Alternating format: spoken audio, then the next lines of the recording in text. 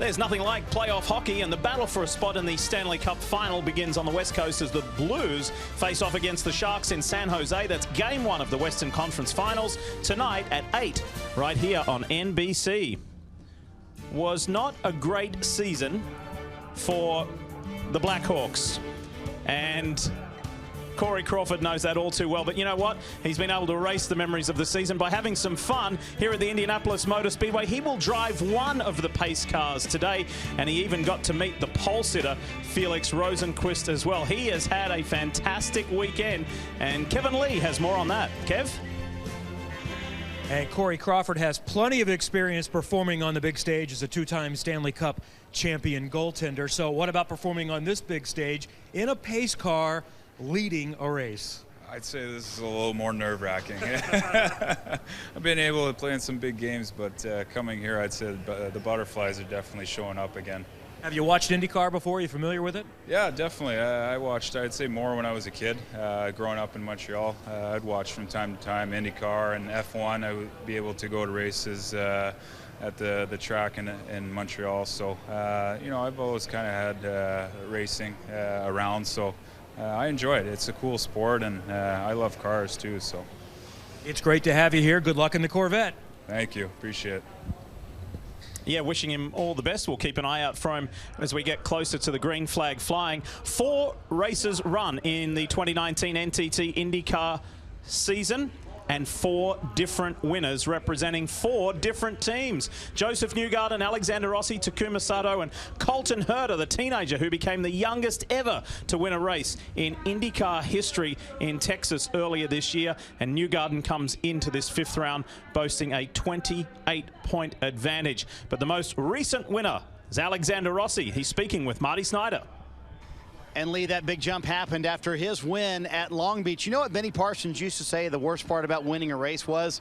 You had to go run the next one. And it's always a challenge, right? And you have struggled this weekend setup-wise. You start 17th today. What's been the biggest struggle with the car? Thanks for the reminder. BP for you. Yeah, no, I mean, it's true. You're only as good as your last race in this sport. And, yeah, we had a difficult day yesterday for sure. 17th is not where any of us really expected to be, so we've got to work it out for us today. I think the car was a little bit better in warm-up, still not quite where we need it to be, but yeah, it was one more session to learn and hopefully make an improvement going into the race today. When you're one of the teams battling for the championship and you know you may not have the best car going into the race, how critical is it to manage this race then and keep the bigger prize in mind? Oh, I mean, it's very important. It's what we've really talked about all of the offseason and going into this year. To win this championship, you got to maximize the days where you don't have it for whatever reason. So this is definitely going to be one of those days. It's a championship day, as we call it, and if we can get into the top 6, I think that's a victory for us at this point. So obviously we'll hope for more, and we'll get through lap 1, see what we have, and go race from there. And remember this race last year, Scott Dixon started 18th, wound up finishing 2nd. This guy starts 1 position better than that, so who knows? He might put it in victory lane. Yeah, absolutely. Well, Marty, one man starting at the other end of the grid is Jack Harvey after a career-best 3rd-place qualifying effort yesterday. So now you've got the track position. How prepared are you and this team to now take advantage of that? Well, I mean, I guess we're going to find out in a few hours, but I mean, going into the race, I think it's the best we've all felt. You know, clear on the strategy. Obviously, there's going to be a little bit of an unknown in terms of weather. We can't control that. We just got to do what we can do really well. Mistake-free day, executing the pit lane really well, and try and deliver the best result we can. This race kicks off a very busy month of May. How important is it in terms of kind of setting the tone as you look ahead to the 500? I mean, honestly, pre-weekend we said we'd put an emphasis on this weekend just to get that momentum going. If you can build just a little bit and then hope it snowballs, I think we're putting ourselves in a good position to do that. And if we come out of this weekend with a great result, then I think we're just hopeful that that'll just keep keep coming and coming throughout the rest of May, and then have a great race today and another great one on the 26th. Well, they kicked off the season with back-to-back top 10s, looking to do even better today. That Meyer Shank Racing team are just so pleased with Jack Harvey's performance. We wish him well today. Could he bring a surprise victory? Well, I don't think many were surprised to see Will Power win here last year in the Indy GP. And then he went on to sweep the month of May by winning the 500. We'll talk about Power when we come back.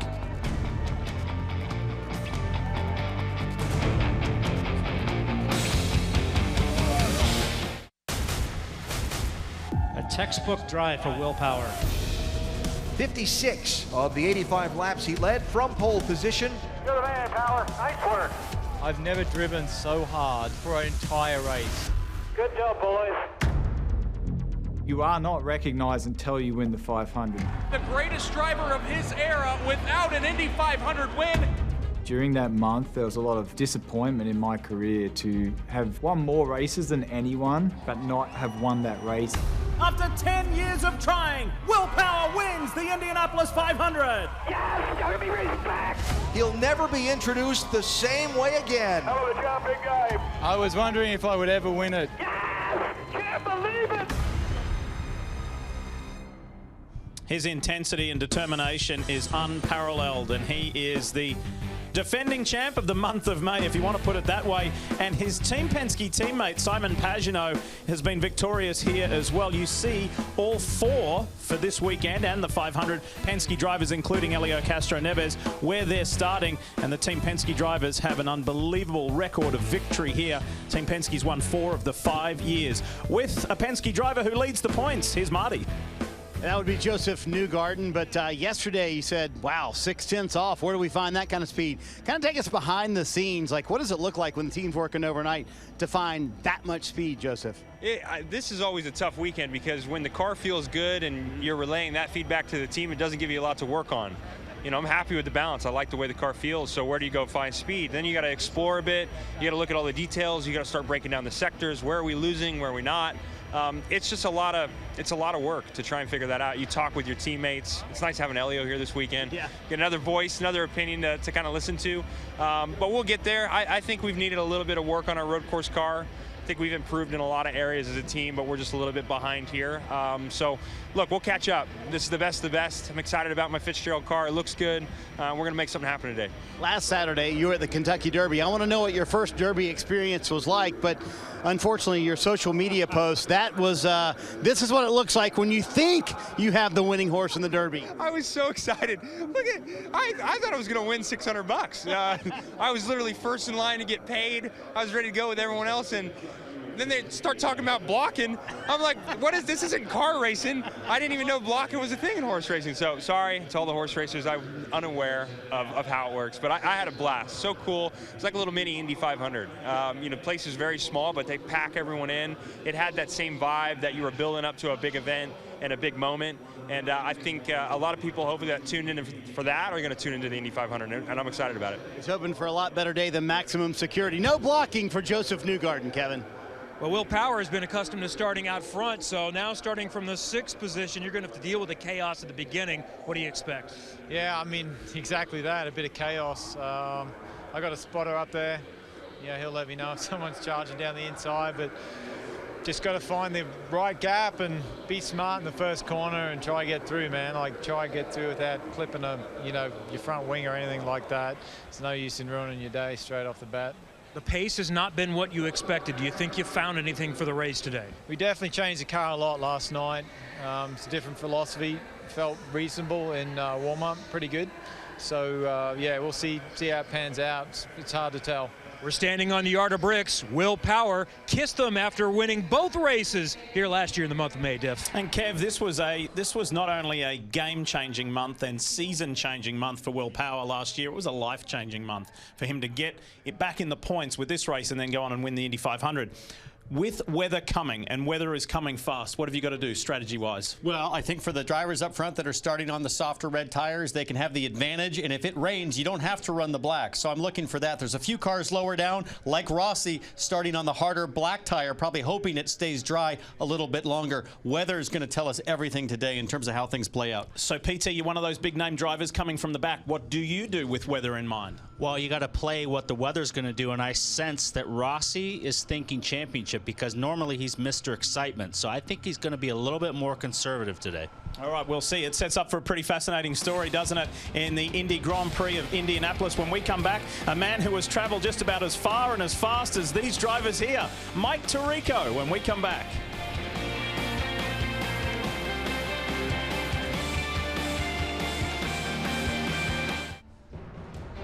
Getting close to the start of the Indy Grand Prix of Indianapolis. It's round 5 of the championship this year, and it can be a real turning point in the season for some. It can turn your whole month of May around like it did last year for Will Power when he won not only today's event, he went on to win the 500 as well. This is the beginning of 3 massive weeks here on NBC Sports in the NTT INDYCAR Series. Veterans like Tony Kanaan, they would like to perform well today to launch them into the 500 in 2 weekends' time. And then you've got the teenager Colton Herder, who's electrified INDYCAR in 2019. Time to go trackside for the ceremonies. Fans, we now ask that you please rise and remove your caps for the presentation of our nation's colors.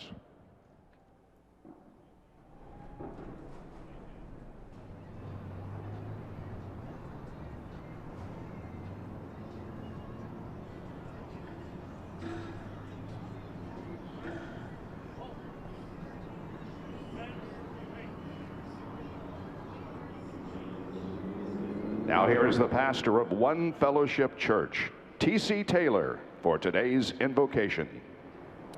Let's pray.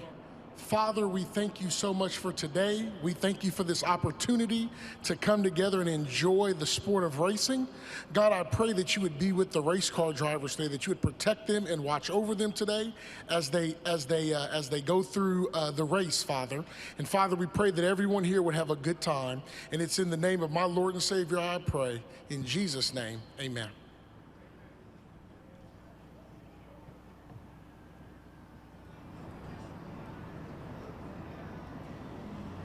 Now please welcome top 10 contestant for season 14 of NBC's The Voice, Indiana's own Christiana Danielle, for the singing of our national anthem. Oh, say, can you see by the dawn's early light what so proudly we've held at the twilight's last gleaming, whose broad stripes and bright stars through the perilous fight o'er the ramparts we've watched were so gallantly streaming, and the rocket's red glare, the bombs bursting in air, gave proof through the night that our flag was still there. Oh, say, does that star-spangled banner yet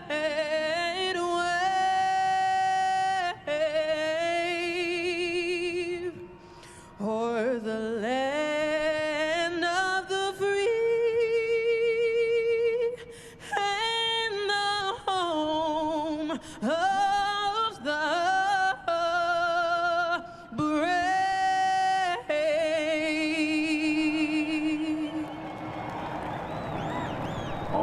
To the north as the flyover, an amazing flyover, 2, 8, 10, 4,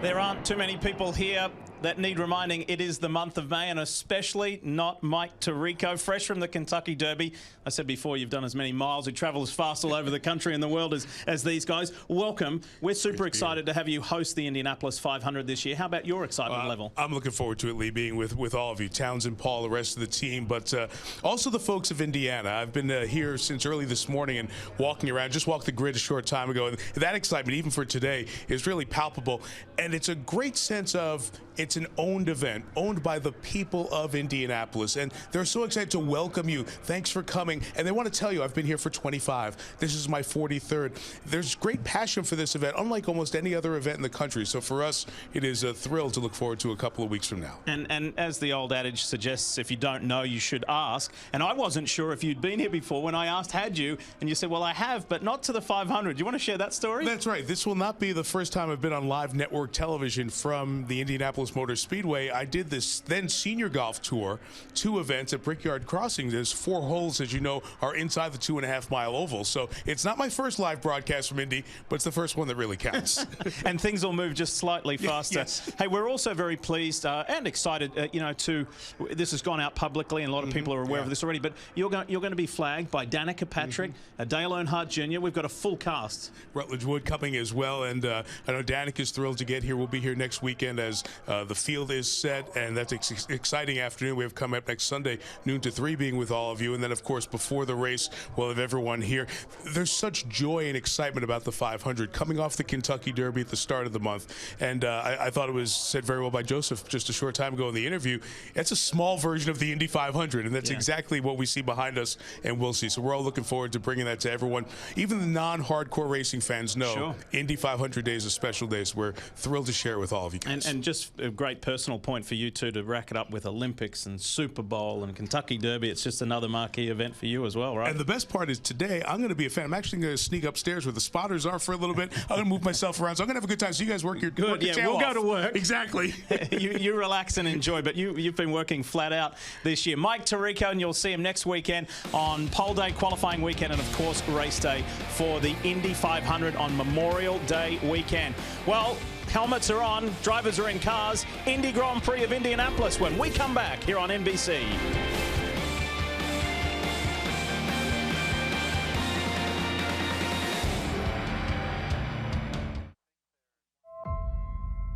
Few months have a significance to a city like the month of May does to Indianapolis. The greatest spectacle in racing.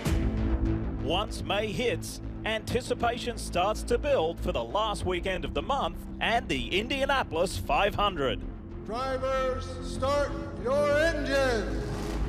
Here, the month of May is a daily celebration to the biggest race in the world.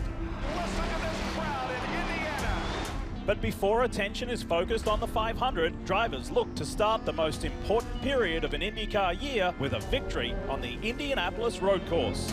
You're the man, Power. Good job, boys.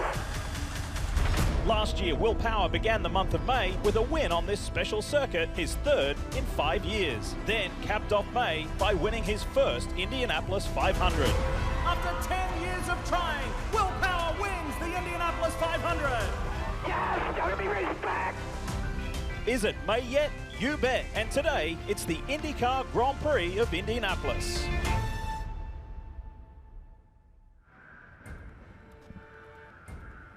Feels good to say it's time to go racing in Indianapolis with the IndyCar Grand Prix.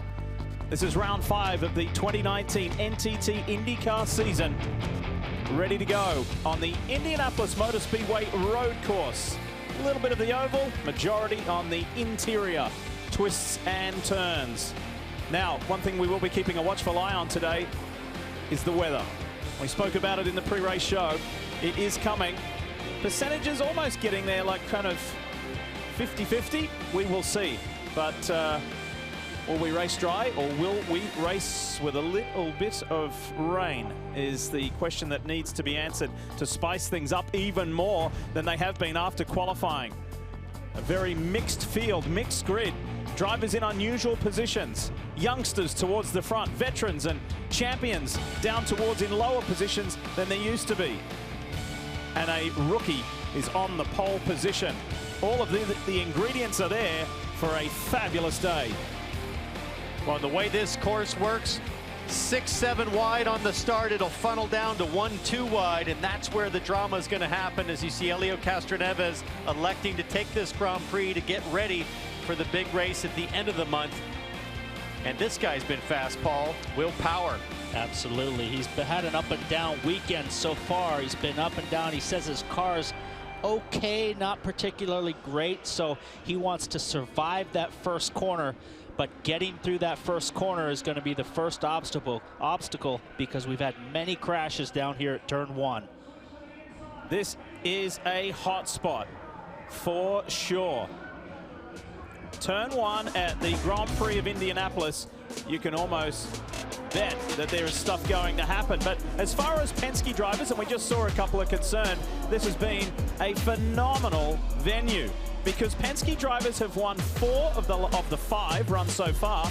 But Simon Pagenaud won the other one as well, and he was driving for Schmidt-Peterson back then. So it's only 2 current Penske drivers who have seen victory lane here. Will that trend continue today? And that man we just saw, Will Power, is trying to win 3 in a row. So we will see what he can do today as Colton Herder rolls off, getting ready to go to the grid. But Townsend, Paul, we've already spoken about turn 1 being a hot spot. Let's walk back through the years and remind ourselves of why. Yeah, this is back in 2015. Lots of cars getting together in turn 1. You can see there's plenty of room to carry on the overshoot, but it just funnels together, and that curb at the apex is pretty sizable. It can launch guys into the air. This was back in 16. Paul Bourdais gets slammed by Kanaan right into the outside wall. Absolutely. It's just so wide going down into the turn 1. It's hard to see those braking markers up on the fence when you're side by side with another car. But here, they all kind of get around the corner, and watch the green car of Simon Pagenaud gets nailed, boom, from behind, and he just gasses it up and gets through that gravel trap without getting stuck. Why is everybody so anxious? Statistically, the pole sitter wins from up front. We'll see if that happens today. When we come back, it's time to go racing after this.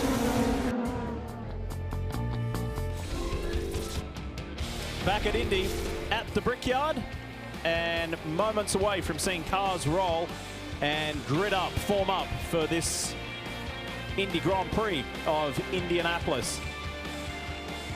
But before we can do that, it's time to go trackside for the command here at the Indianapolis Motor Speedway. Let's get things going. Now for the most famous words in motorsports, please welcome the chairman of the board of Hallman and Company, Mr. Tony George. Gentlemen, start your engines.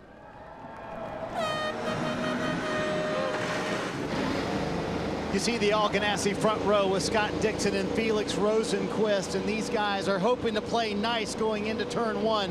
A corner that goes from 190 miles an hour down to 55, and to throw another wrinkle into it, it's starting to sprinkle here at Indianapolis. Talked to Mike Hull, the managing director for Ganassi Racing, a moment ago, and he said, you know what? There are no team orders except one.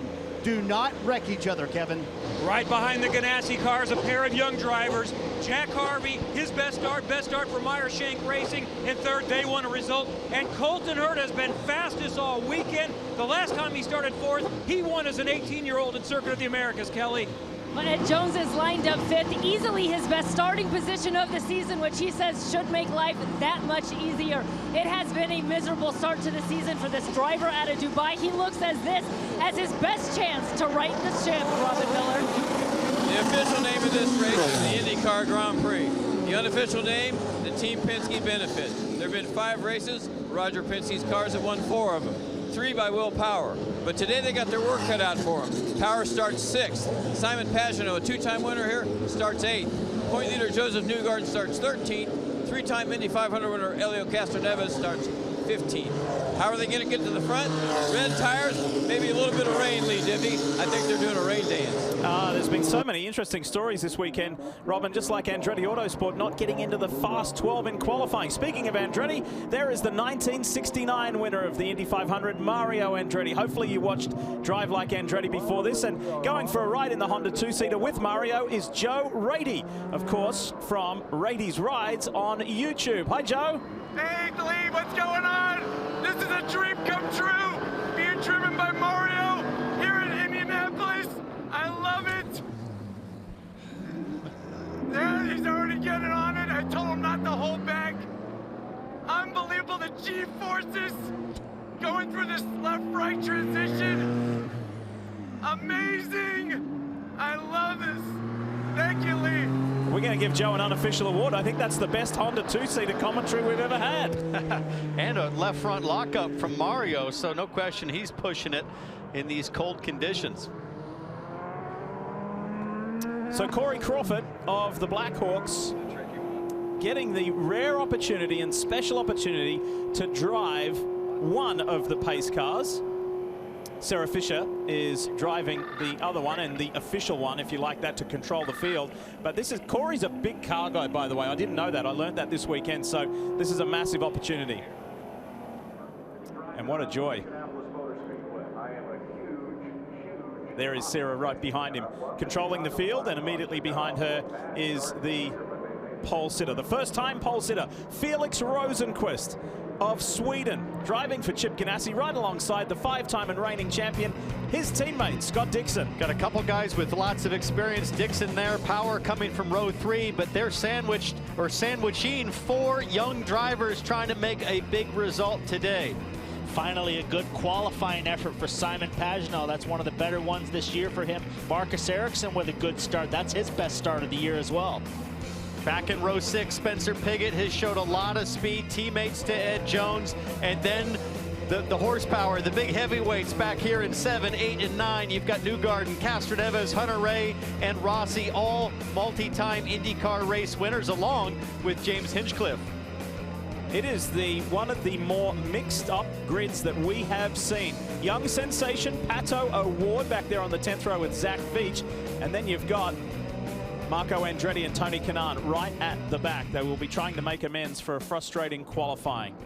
So 85 laps around the roughly 2.5-mile road course here at Indianapolis Motor Speedway. We've got a good variety of onboards for you. Thanks to Gallagher, this is the view of the 59 Carlin Chevrolet for Max Chilton. Zach Veach and Gainbridge give us this view. All of these beautiful onboards that tell us so much within the race. Lucas Oil's camera aboard James Hinchcliffe's Honda, and Alexander Rossi with thanks to Auto Nation. His teammate at Andretti Autosport, Ryan Hunter-Ray, also carries the Auto Nation camera as well. And Santino Ferrucci has the David Yerman view. This youngster from Connecticut has been very exciting this year. United Rentals provides this viewpoint of Graham Rahal aboard the RLL Honda, and that's the best view you could possibly have at Indianapolis. Nobody ahead. That's the NTT Data pole-sitting car of Felix Rosenqvist. You ready to go, fellas? Yeah, everybody's working those tires really hard. It's super cold and tire temperature. Townsend's going to take a couple laps. You know somebody's going to have lockup in the first corner.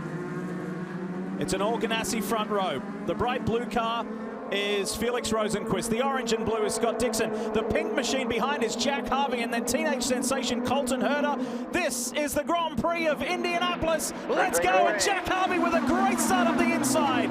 Tucks into second. Dixon's back to third already. Now Harvey going around the outside of Rosenqvist. Dixon tucks back on the inside. We're hearing Alexander Rossi's in trouble. There's slight contact midfield. But Jack Harvey with a super start. The pole sitter Rosenqvist leads the way. Rossi is getting shuffled back big time. That looks like Bourdais went off into the grass further back. He was caught out outside. Maybe it's Zach Veach. They're similar colored paint schemes. Bourdais in that Geico car, but Rosenqvist jumped everyone, and now Dixon wants to have a go at Harvey. Big start by Harvey, jumped up to second place, but we got to see what's going on with Rossi. He has a major issue. He's off song. He's been hit. His car's damaged. Look, it won't drive straight. Looks like rear damage the way he's counter steering down the back straightaway here. Big vibration. This is the winner of the 100th running of the Indianapolis 500 and the most recent winner in the series at Long Beach. Oh, he's got major damage. The rear toe link is bent, so that wheel is just flopping around, and that's going to be a long change, Marty. And they just asked him, can you even make it back? He said, I can make it back. And they said, who was it? He said it was a teammate to make it worse. You hear Rob Edwards on the radio. It was Zach Veach that made contact with Alexander Rossi. This is a penalty of starting in the back of the field. And look at the action continuing on lap 2. Jack Harvey driving defensively, keeping Scott Dixon, the 5-time series champion, behind. All the while, the pole sitter Rosenqvist is skipping away. Harvey just needs to settle in here now. You have tire temperature. You have P2 on the racetrack. I know it's Scott Dixon back there, but focus forward and settle in. He's on the push to pass. He's got a nice run off the corner. This is a fairly short straightaway, but Harvey doesn't defend this time, but it's a really short brake zone. You got to just about be side by side to make that happen. Let's take a look here from Veach. We have an onboard, so we're going to see. Oh, he didn't get hit by Veach. He got hit by Pato O'Ward. So Pato O'Ward, it wasn't his teammate Veach, and then Veach had his own issue down at turn 2. We understand that Pato O'Ward will get a drive-through penalty for avoidable contact. Seems like a reasonable call based on the situation, and I wonder if Pato just thought everybody was going a little early. It looks like it. He had a pull out of line. We saw that at Barber earlier this year. This is disastrous for Rossi. He dominated Long Beach, just absolutely mopped the field with everybody as we see one of the Piggott is trying to make a move on Pagano, and he's inside. It's tight right there, and he pulls it off. That's a great move. That's a great move. Meanwhile, up front, it is rookie Rosenquist leading by 1.3 seconds. Alexander Rossi's made it back to the Napa pit at Andretti Autosport. Wasn't just the initial impact from O'Ward that hurt either. It was that slap into the wall. Yeah, I think that's what broke that rear toe link, as you see Pato O'Ward serve his drive-through. And the penalty almost doesn't seem fitting when you consider the fact that Rossi's going a lap down with the damage. And Pato O'Ward just apologized to the team. It has been a miserable weekend. They have really only had about 5 clean laps all weekend. Alternator problem in practice too. Didn't turn a lap in the warm-up this morning because of another alternator program, and that that led into the weekend where he was named as a Red Bull Junior driver, which is very impressive. But for this weekend, it's been very forgettable for young Patricio O'Ward. Yes, on a week where he got the best news in his racing career, where there may be a hope of some Formula One appearances in his near future, as far as a test driver, I should say, and clarify that. This is not the way he wanted his IndyCar weekend to begin the month of May to go. Harvey is now stabilized, Townsend. He's pulled a gap now, and he's closing down Marty on that car in front. But here you go. What do you got going on in the pits? Well, terrific racing out there. You see bottom right of your screen, Alexander Rossi sitting on pit road. All of the concentration on that right rear suspension for this team. Second place in the championship standings, just 28 points behind Joseph Newgarden. And we cannot emphasize enough, between the Grand Prix, the double points in the 500, and Detroit being 2 races, a lot of points on the line. They are sitting here losing valuable points. A team that wants to win the championship. And oh, by the way, Lee, he also put together the puzzle in his head when he saw Pato O'Ward serve that penalty. He said, I guess it must have been O'Ward who hit me, not my teammate Zach Veach. Yeah, so much going on at the beginning of the race. Look at this, a couple of Penske teammates, Will Power and Simon Pagano. That's inside the top 10 in 8th and 9th. Spencer Piggott on screen for Ed Carpenter Racing. He's made a super start. Up 5 positions and looks strong. He's already challenging Graham Rahal there in front. I think I saw Graham defending the lap earlier, but up front, I love how Jack Harvey treated that start. Very inexperienced, but had a great qualifying position. He challenged Dixon, then backed off, and now he finds himself comfortably in second. And Harvey has won here in Indy Lights competition, but it's going to take some beating this guy. Felix Rosenquist, new to IndyCar, but looks like a veteran out front.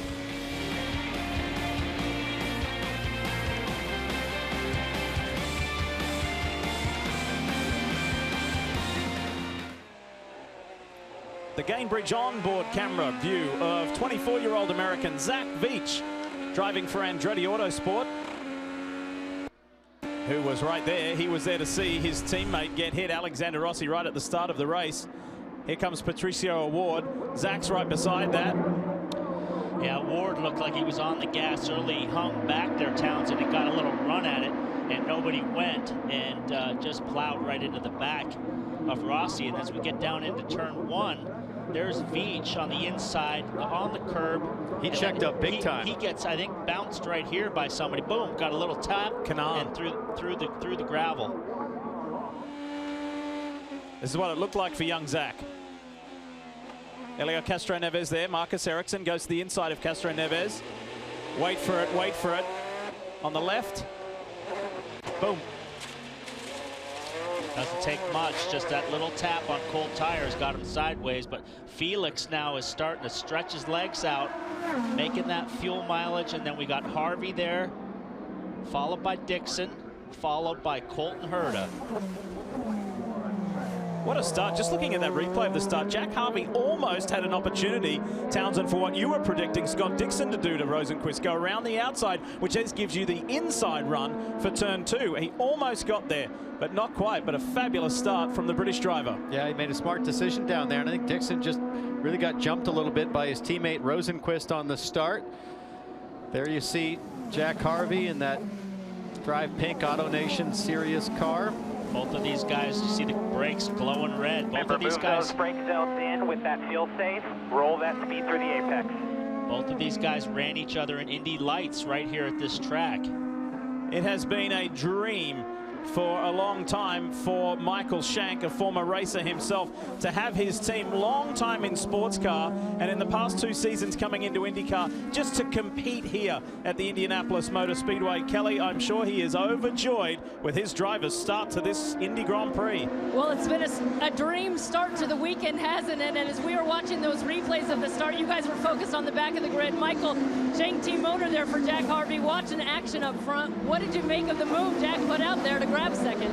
Well, a couple things. It's starting to sprinkle now, so that's going to change everything. Really proud of the AutoNation Series XM Honda. Jack had a great start, but to be honest with you, it's going just to plan. Super happy how he's driving.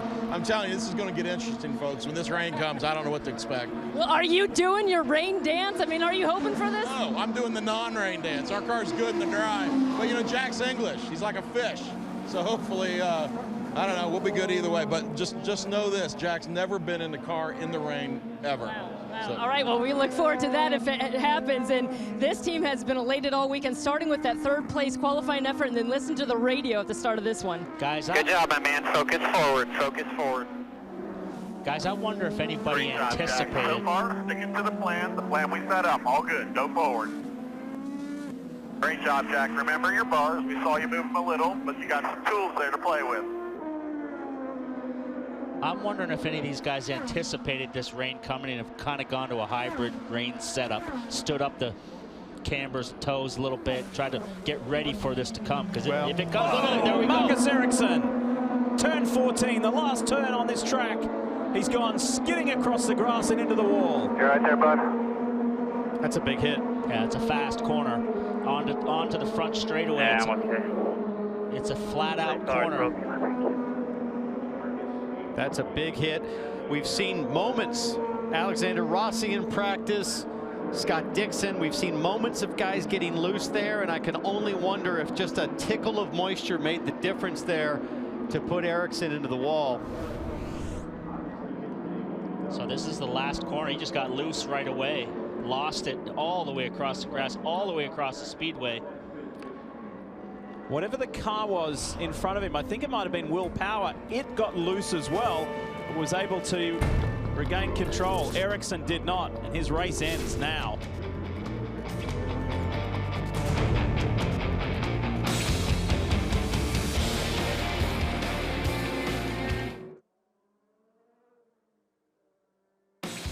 You're watching NBCSN's coverage of IndyCar, brought to you by the all-new Chevy Silverado, the strongest, most advanced Silverado ever. And by NTT, official sponsor and technology partner of the NTT INDYCAR Series. The JW Marriott Hotel downtown with that huge sign on it. Looks fantastic. You can see it from so far away when you leave the speedway and head back into downtown Indy as the field. Just crawling under the first full course yellow. Crash suffered by Marcus Ericsson in the Arrow Schmidt-Peterson Honda. And this is what Marty was alluding to earlier about the rain. There's already been some sprinkles. You heard Mike Shank mention it to Kelly. That's what it looks like right now. And that's about 1 hour covering that distance. So you got to think in the next probably 30 minutes, Marty, we're going to be seeing some real raindrops. And I tell you, Townsend, if it was a dry racetrack here at lap 12 for those teams that started on primary tires like Joseph Newgarden, this would be perfect. It would lay out perfectly for you to come down pit road now, put on those red tires, run the rest of the race like that. But because of that rain, number one, if you pitted now, you would have to start behind everybody else. But number two, when that rain hits, you're going to have to come to pit road to put on rain tires. So all the teams that started on primaries, number one, took a gamble that the rain would not come until later in the race. But number two, now can't really pit because that rain is coming, and the rain tires will need to be used once that rain hits. Pits will open this time. We'll see if there are any takers, but pretty big gamble if you do come to pit road. Damaged car rolling down pit lane, back suspension broke, no front wing now, but they're going to try and fix that thing. I am shocked based on that amount of impact that Ericsson would even consider that he could make it out. But I love the never say die attitude here. Looking at that right rear suspension, it's a lot of damage. It broke the whole upright off of the top mounting post there. You know, they say there's two kinds of drivers in Indy, those that have hit the wall and those that will. And I bet Ericsson didn't think that his first oval crash was going to come during the Grand Prix. During the Grand Prix, exactly. Fortunately, as you may have noticed, he did make contact with the safer barrier. Let's go down to the pits. Here's Kev. So many of those that started on the primaries wanted to get off. James Hinchcliffe is in, Ryan Hunter-Reay, same situation. They were being told, just hang on when we get him, when we go to reds. And that's what James Hinchcliffe is doing now. Sticker reds. He's got another set to come, Marty.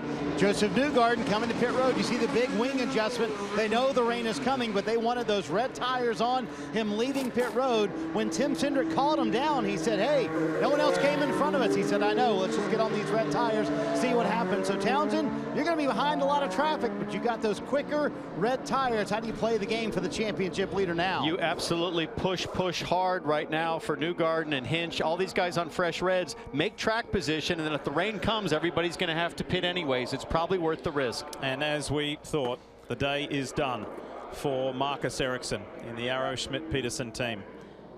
Tough one for his first one at the Indianapolis Motor Speedway. The former F1 driver so excited about the months of May. He's got a countryman in this race. Fellow Swede is Felix Rosenqvist, and he had left the field behind.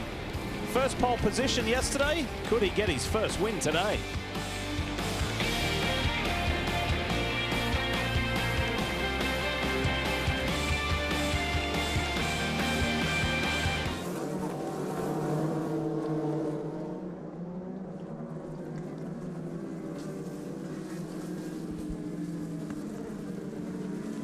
Field packed up, and the wounded car of Marcus Ericsson, as you saw, back on pit lane, and we go back racing. It's time to bring the action at the Brickyard.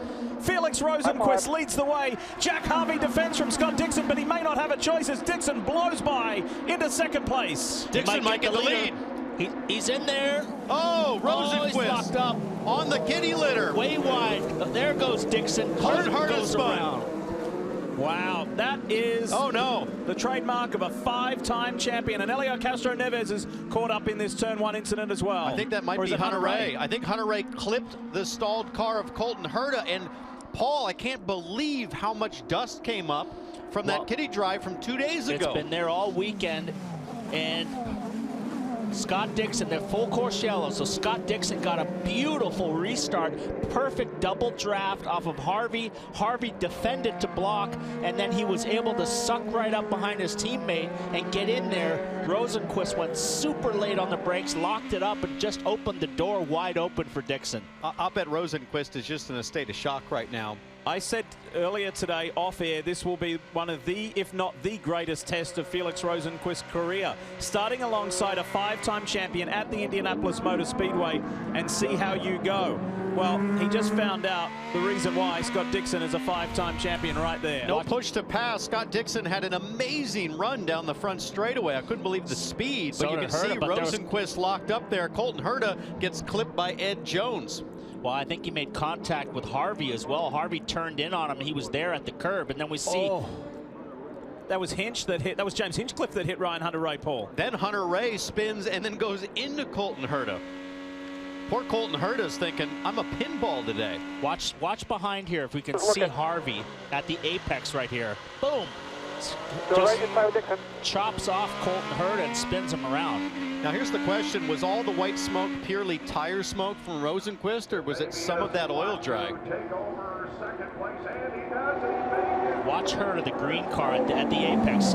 Harvey just turns in right there. They make contact. I'd say a healthy amount of that smoke was the lockup. Yeah. There's James Hinchcliffe into Ryan Hunter-Reay, into Colton Herder. This is what it looked like from Hinchcliffe's view. Pretty far back. Oh, he's completely locked up. He might get a drive-through for that as well. I think that's an avoidable contact. Same issue that Rosenqvist had getting on that oil drive again from 3 days ago and locking the front tires. He's RHR. He won't know what hit him. Yeah, he had plenty of gap, and that might be a drive-through penalty for Hinchcliffe for avoidable contact because he was nowhere close in the brake zone and had it all locked up. Right, Hunter-Reay has had a miserable weekend this weekend, being ill, and then that just makes it even worse. And understandably, that incident is under review from race control. We've just been given the word. James Hinchcliffe in the middle of that, and his teammate in the middle of the wall Here's Marcus Ericsson with Kelly. Yeah, after he brought out that first caution, he was really optimistically going into the weekend. I know this is disappointing for you, Marcus, but what exactly happened? Yeah, we were struggling a bit to get close in this race. I was just trying to be as close as possible through 14 to power, and I think I just got a bit too close, lost a bit of front downforce, understeer, and then snapped into oversteer, and I just couldn't catch it. All right, well, this is just the start of the bigger picture here at the month of May. How do you put this behind you and move ahead looking to the 500? Nah, I mean, we picked the positives from yesterday. I think that was a very positive day, and then obviously we need to put this behind us, but there was a lot of positives yesterday, and we bring that with us to next week. Thank you, Marcus. Lee. That is a shame because he did have a very good qualifying session, and he's driven well this year. He's had a little bit of misfortune, and that was tough. He was just trying to hang in there, as he said, trying to stay with willpower to get a draft down the front straight, and it all got away from him. And the lead got away from Felix Rosenqvist as well, with his teammate Scott Dixon getting by. This is setting up for a fantastic arm wrestle between the Ganassi teammates. How about for Graham Rahal? This is how it looked going into turn 1.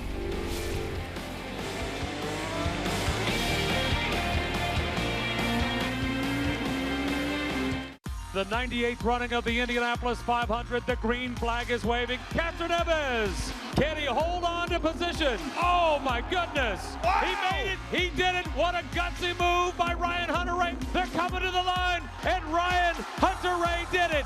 He did it. What a pass that was. Can see that forever. And that was nice to go with his 2012 championship as well, Ryan Hunter-Reay. But he's been in the wars so far here today in the middle of something that he didn't create. So it's a tough break for Ryan Hunter-Reay. A little bit of moisture on that lens. Four now, go to wheel 4. So a reminder that we've got a big event coming up. Tom Hanks is joining Savannah Guthrie to co-host an hour of the Today Show right here in Indianapolis. They're celebrating military caregivers and sharing stories of our nation's hidden heroes. Plus there'll be a special concert from Sheryl Crow. It's all live here from the Brickyard. That's Thursday, May 23rd, only on Today. Can't wait. Can't wait to see the green here. And Norkin Scott Dixon ready to go, and he's gone. Dixon leaves his teammate behind. Look at Ed Jones with a big run on Harvey and Rosenqvist. Here comes Harvey back in the draft. That dark blue car of Ed Jones looking up the inside. He's got the double draft going. There's water on the camera lens. A nice move down the inside, but Harvey challenges from the outside, but runs out of space. And Rosenqvist falls back to 4th. Everybody tiptoeing down there with a little bit of moisture starting to fall. It's going to get heavier. We expect rain in the next hour. Look at Pagenaud. Here comes the two-time winner, Simon Pagenaud, in that Dayglow car. And so too, Takuma Sato in the MyJack entry. He's up in the mix. Oh, this is Graham Rahal looking big. 3 wide. Good job. Good work, Graham Rahal. Spencer Pickett's in there as well. And guys, just got a note from race control. James Hinchcliffe will get a drive-through for avoidable contact with Ryan Hunter-Reay. That's a pretty straightforward call. A tough day for the Schmidt-Peterson team. Bigger drops on the camera lens, so the rain is starting to fall. These guys are slipping and sliding. Tires are not up to temp. There's Rossi back there, but he's several laps down. If I'm Scott Dixon, I'm going to look at my mirror and think, I don't want any part of the action. Here comes Hinchcliffe to pit lane to serve his penalty. I don't think Dixon wants to do anything except check out away from all the chaos that's starting to develop back there. Got a run right here on Pagenaud. Watch for the pop out. Ed Jones has gained ground on race leader Scott Dixon. Spencer Piggott on the inside of Simon Pagenaud. There's Will Power making a move on Sebastian Bourdais. Will Power's not making any moves. He's gone from 6th, and he's falling all the way back now to... No! Santino Ferrucci, the American rookie. Clear. Trying to get through. He's getting slick. He's on the push to pass. Everybody loose through that fast chicane. Inside. You can see Powers on the button. Here comes Castro Neves. And now Castro Neves will challenge his teammate. From sports cars to IndyCar for the next 3 weekends for Helio Castro Neves as he begins his search of a 4th Indianapolis 500 win. Think about this. Will Power started in the Fast 6, and now he's going to have his teammate right here who started 16th all over the back of him. Power is loose. He is sliding everywhere around this track. Marty? Hey, Lee, you guys have mentioned it. You see the raindrops on our cameras and also the lenses of these onboard cameras as well for these cars. It is raining. I would describe it as hard enough for an umbrella, but clearly not hard enough on the racetrack for rain tires quite yet. So how do you manage that, Townsend, knowing there's heavier rain coming as someone goes off the track? Right there, Takuma Sato off the track, knowing the heavier rain's coming, and those rain tires are coming as well. How do you manage it right now? Will's coming inside. That grass is clear.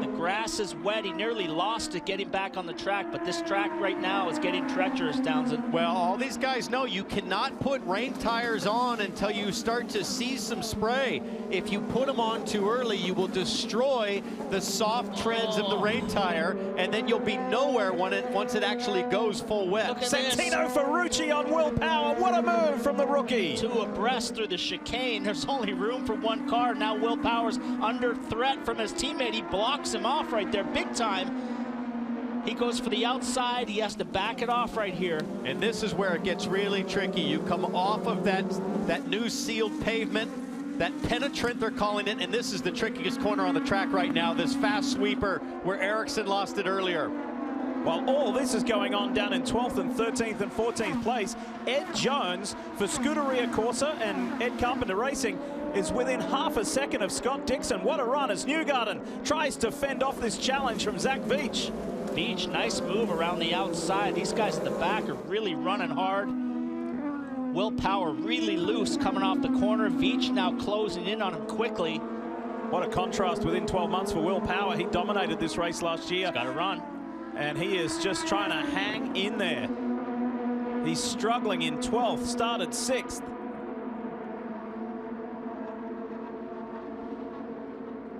Just looking at push to pass, Zach Veach has already burned more than half, 80 seconds left. Simon Pagenaud, 75 seconds left.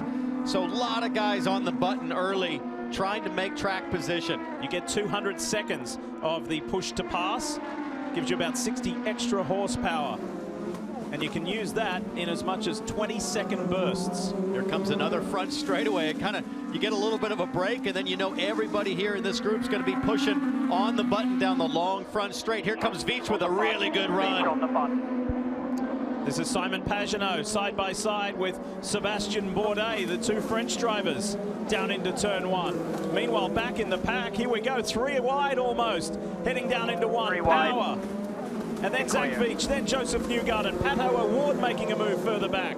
He gets by Alexander Rossi, but Rossi's 4 laps down after that contact on the start, and Veach is just giving Power all kinds of trouble. He's filling his mirrors, looking for an over-under. He's trying to square him up as he gets another nice little run, but he's under a lot of pressure from Newgarden as well. What a bizarre day, huh? The championship leader, Joseph Newgarden, in 14th place. He has not finished any worse than 4th this year, Marty.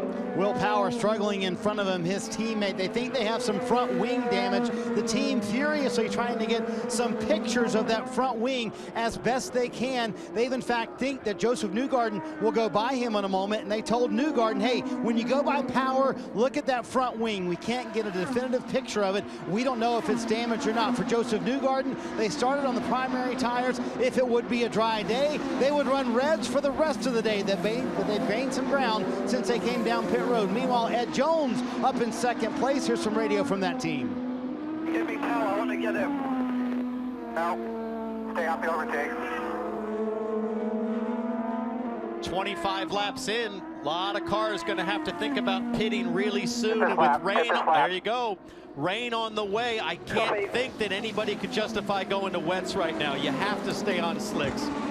Jones did a lot of this as when he was teammates with Scott Dixon, followed him, chased him, helped him, so he knows what he needs to do. He knows he has pace to stay with him, but this is a great view here from Rosenquist on the restart, that double draft. Look at that as Jones slides down the inside. Perfect pass.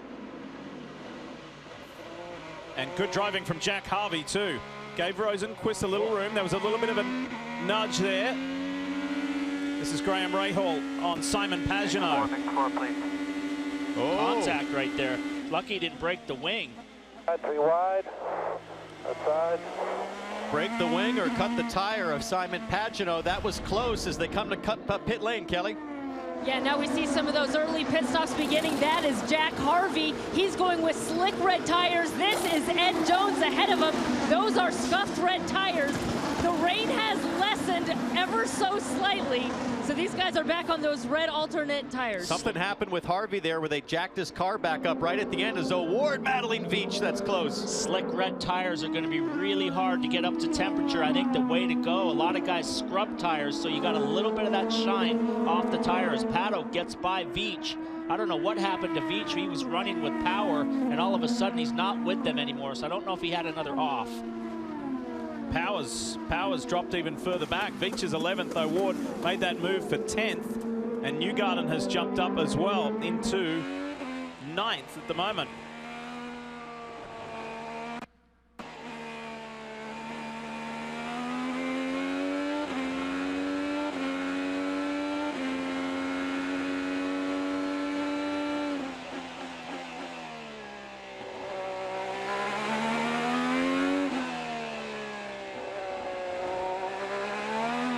Now earlier we speculated about the strategies of cars like Newgarden and O'Ward.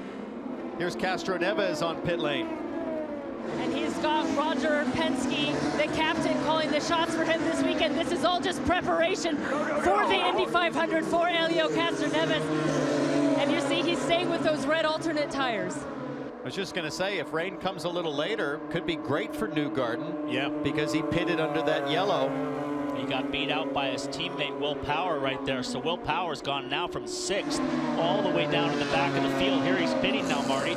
Yeah, just plummeting through the field for Will Power. And some Speedway fuel going in the car along with fresh Firestone red tires. This is the dilemma for these teams. This is the end of their fuel window. It is sort of sprinkling, but not sprinkling hard enough for rain tires to come on. They do think that at the end of the cycle, though, that's when they'll need the rain tires. Leader Scott Dixon coming down pit road. So interesting for all these guys. Even though it's raining here at the Speedway, they're going with tires that are slicks. They're going with these red tires on for Scott Dixon, which will be what he gets when he comes down pit road. Should make mention too that as we get ready for these stops, Colton Herder is out of the race. And Felix Rosenquist, the pole sitter, is in for a pit stop. He's going to take fresh Firestones. This is a scuffed set of red, so nobody's willing to go to the rain tires yet. People have been thinking about it, but there's not enough moisture at this point. Also, Speedway fuel, Rosenquist is back out. Marco Andretti also, same scenario, not ready for the rains. He's going to the alternates and is in. So look to the right. Dixon is well out ahead of Ed Jones. Here comes, this is going to be close between Rosenquist, Jones, and Harvey. Rosenquist on the right, so Jones will get by as Andretti leaves. Where did Jack Harvey go in relation to the exiting Felix Rosenquist behind? Very difficult for Rosenquist to hold off Harvey because of the cool track conditions. Rosenquist on cold tires. Harvey will have a run right here. Harvey's on hot tires now. He's over that line. They said you cannot go over that line. Was he forced there or not? But they said emphatically in our competition meeting, you do not go over that white line. I think you gotta let that go. Harvey was making a move and keeping it safe, keeping enough margin there. So I don't think that's a big deal. Harvey had an easy run. You can see how quickly he's pulling away from Rosenquist. What a run from Jack Harvey. He's from Lincolnshire in Northern England and racing at the Brickyard, doing a phenomenal job. Marty? Well, it's been an eventful few laps for Graham Rahal. We saw the replay a moment ago, and then he said right before he came to pit road, the car got crazy loose on him, putting on those sticker Firestone tires, the alternate tires, and you can see that rain on the windshield. To Paul's point, it's tough when it's raining like that, and here was one of Graham's issues a moment ago when that car was loose. Look at that. Looking left, but he's got to keep an eye to the right as he just dropped his right side tires into the grass, and it cost him there at the exit. Yeah, that all started from the brake zone right here. He dipped a wheel off. He was probably looking in the mirror at Bourdais and just lost track of where he was. And then it all started in the brake zone right there and ran wide on the exit.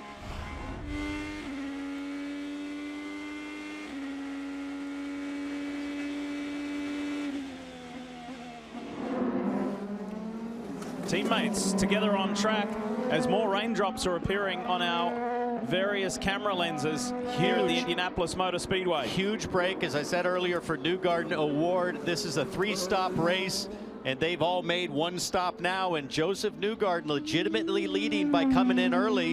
And if for some reason it doesn't rain at all and they have to go to wets, he's already run the harder primary tire, so he's in a really good spot. And think about this, Award got a drive-through for that contact with Rossi and went off strategy right away. So he's kind of played himself into the mix here. And to really mix things up, Max Chilton is also there, also pitted on lap 13. Mateus laced in 4th. So things are basically level set now. If it were to rain, all these cars would come in at the same time for wets. And a bunch of cars that we never thought we'd be talking about much today are factoring heavily into the top 3.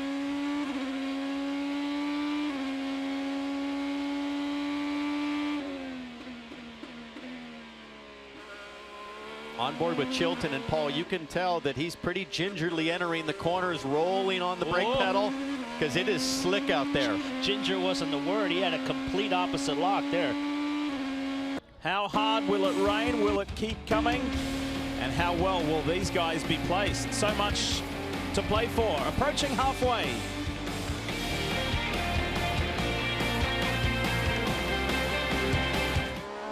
There's nothing like playoff hockey, and the battle for a spot in the Stanley Cup final begins on the West Coast as the Blues face off against the Sharks in San Jose. That's game 1 of the Western Conference Finals tonight at 8 right here on NBC. As we welcome you back, Lee Diffie, Townsend Bell, Paul Tracy, and the whole IndyCar on NBC Sports team here in Indianapolis for the Grand Prix of Indianapolis. This is the most recent race winner in the series, Alexander Rossi, who also won the 100th running of the Indy 500. He's having a tough day. He is down in 28th position. This is Make that disastrous. 22nd, pardon me, 22nd position. And this is what happened, Paul, right at the start of the race. Yeah, it's disastrous. Like when you qualify at the back, you're in the danger zone in terms of guys running into you, and no fault of his own. He got drilled from behind, knocked into the wall, suspension damaged, and this is really bad news for the championship. And the guy that ran into Alexander Rossi, Pato O'Ward, had to serve a drive-through on a long pit lane, and now Pato O'Ward is second by virtue of well-timed pit stop strategy. And there's a move up front with Hinchcliffe getting around. Who was that? Laced. Laced. That's it. I was going to say another driver who got a penalty is James Hinchcliffe. He did a drive-through, and now he just passes Laced for 4th. Now you see Rossi entering the mix, and for Rossi, all you can do is just try to run strong but smart and collect points if anybody else falls out. There you see the last pit stop lap number. About 25 miles, or sorry, 25 laps. Is about fuel range, 26, 27 if you really want to stretch it and save fuel. So I think for a lot of the cars like Dixon, you'll see them around lap 40 coming in. So there's a lot of talk about strategy and how this will play out. You see there Joseph Newgarden pitted on lap 13 of this 85-lap race. Let's have a listen to some Newgarden radio. Award's in the same boat you are. You need to work on your fuel. Just work on your fuel right now. That's the voice of Tim Cindric, team president at Team Penske. And with a Chevrolet leading this Grand Prix of Indianapolis, let's have a Chevy driver update. And there he is, the championship leader. He's had 3 podiums and a 4th. He's had a race win within the first 4 races of the year, leading by 28 points coming in to this round of the championship. And he's up front at the moment. Could this be what would be a whopping turnaround, Marty? Incredible. Could be, Lee. It would be an incredible turnaround. You're right. Joseph Newgarden starting in the back today, hoping he can pull off the win after starting 13th. In reference to that radio, that was Joseph Newgarden doing what everybody on pit road right now is doing, trying to play weatherman. And Tim Cindric said, hey, work on your fuel. Don't worry about the weather. I'll worry about the weather. But here's the dilemma for these teams that stopped at lap 13 and 14 that we saw a moment ago. The rain, yes, is picking up, but they have to pit in the next 5 to 6 laps or so. So that really puts them in a little bit of a box. Do you come down, you put on slicks, or does the rain get here quick enough for you to put on rain tires? So that's the dilemma for all these guys who stop. They're going to have to come fuel-wise no matter what. Thus the reminder, work on your fuel, save as much as you can. But it's tough, guys, because it's legit raining down here, but not hard enough for those rain tires. So take us inside your world. It's umbrella time for the fans, or you can just still, it's not hard enough just yet? In my world, Diff, it's umbrella time for the fans. All the ones around us, we're using the umbrella right now, and it seems to be picking up. But you know you got to come in 4 or 5 laps. You see Alexander Rossi coming down pit road after his contact earlier. So you know you got to come in those 4 or 5 laps. You're just hoping the rain beats it, and you have to get on rain tires like everybody else. You're on an even playing field. Not entirely sure why Rossi would pit right there. Well, he probably had to based on where he was at. He's not in the sequence with anybody. Yeah, so but he last pit on lap 31, so he's only been out for 4 or 5 laps. I would think maybe they'd gamble and put rain tires on now and hope for some miracle there. But great point, Marty. If I'm Joseph Newgarden, I'm hoping it starts raining now so it doesn't happen after my next slick tire pit stop. All right, we see this great battle, and the focus for both these teams has been turns 12 and 13. Jack Harvey's group telling them back up turn 12, really focus on 13, especially on that exit speed, that initial throttle out of 13. They feel like that's his best spot to overtake Ed Jones, and Ed Jones ahead in that blue car. They've told him to be extra clean through 12 and 13. Great battles. Dixon gets around Laced. Laced is out of sequence to Dixon in terms of the pit stop strategy. That was a nice clean pass. It's good to see the AJ Foyt car running up front. They've had such a really tough year this year in terms of performance. So Lace just motoring along here. He's got a nice gap. What he should do right now is just sit on the back of Dixon and try to just hook a line to him and just hang on there. There you see the weather. Just starting to loom. It's breaking up a little bit out by the 465 freeway, but it seems undeniable. We'll see some heavy moisture as Harvey continues to battle it out there with Ed Jones. These guys are just, Harvey's really good in the first sector of the track down into the end of the back straightaway, but it seems as though Ed gets away through these corners a little bit right here. I wonder if Jones just thought, okay, I'm going to take more downforce for this race, and Harvey's a little more trimmed out, faster down the straightaway, but slower through that infield section. Great run from Spencer Piggott, who's the car in front of Simon Pagenaud. That bright yellow machine right there. Look at this. Push to pass on Piggott. He's going to have a run right here. See that green light on the roll hoop? He's sucking up in the draft. He's popping out here. Problem is he has push to pass, and so does Rosenquist and every other car in this field. So if you're under attack, you're going to defend by pushing the button also. That's Max Chilton down and away, going out on slick red tires. Harvey's got a good run right here. He came off the corner pretty good right there. Started the year with 2 10th place finishes. Heads up with this traffic. Here comes Pagenaud. Pagenaud's going to make a move here on Piggott. Goes to the outside. Piggott defends, and defends well, making life hard for the 2-time winner here at the Grand Prix of Indianapolis, Simon Pagenaud, who had one of his best qualifyings of the year, starting to turn things around slowly for the 22 Menards team. There has been some intense racing today already, and we are not quite halfway through this race just yet, with more severe weather on the way. Kev? So remember when Patricio O'Ward got the drive-through for the contact with Alexander Rossi at the start, you thought, well, maybe his day is done, but he's back in a similar strategy window here, taking Scuff Firestone Speedway fuel, and he can get home on one more stop. He may have to save a little bit, but it is possible for Patricio O'Ward. But keep in mind, when he had to save at Circuit of the America, didn't go very well. That's one of the tougher things, T-Bell, for a young driver to be able to do. It is. Now, Newgarden O'Ward kind of had the advantage going, but it's negated now with a pit stop. Now it's Scott Dixon in the catbird seat because Newgarden's going to have to come to pit lane here pretty soon, and Dixon's on the other strategy, and he can go longer now and wait for the rain. And Laced has now backed up into this group. He wasn't able to hang on to the back as Piggott runs Rosenquist off the track, and Pagenaud gets by, so Laced has lost the position. Harvey's got to get by him right away if he's going to stay in contact with the car in front of him. There comes Newgarden. Marty, what sort of tires are they going to go with? Used reds for Joseph Newgarden coming down pit road right now, and actually the lap before, Tim Cindric, when he saw O'Ward pit, he said use your push to pass, use some overtake, get as much of a gap as you can. So they are going to go with the used reds, and again, the rain still coming, Kevin. And I asked Alexander Rossi's team why they pitted there. Very interesting. They said we wanted to get out of Scott Dixon's way, Kevin. I really think the rain has lightened a little bit. I'm not feeling any drops for the moment. And like O'Ward, Hinchcliffe started way in the back, and that drive-through for the contact with Hunter Ray may have helped him. He cycled up, and he can also get home in Woodmore as we see Mateus Laced in and back out. So now things have reset. Now Scott Dixon, who led early in the race, Ed Jones and Jack Harvey, they're now the top 3 cars. They're in a good spot as long as the rain comes now. Yes. If it doesn't, then they'll have to pit for slicks again, and it'll revert back to Newgarden and O'Ward with the advantage. So it's all about when the weather comes. And if it comes. Racing lap 40 of 85, almost at the halfway point. And Scott Dixon has led 11 laps thus far. Weather was always going to be a threat today. We knew it was going to be competitive with a jumbled up grid, and it has delivered everything we thought it would so far. And still, the second half of the race to come here on NBC.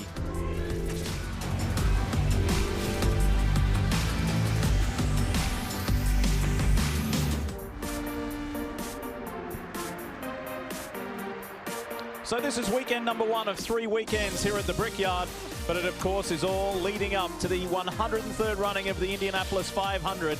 Qualifying is next weekend.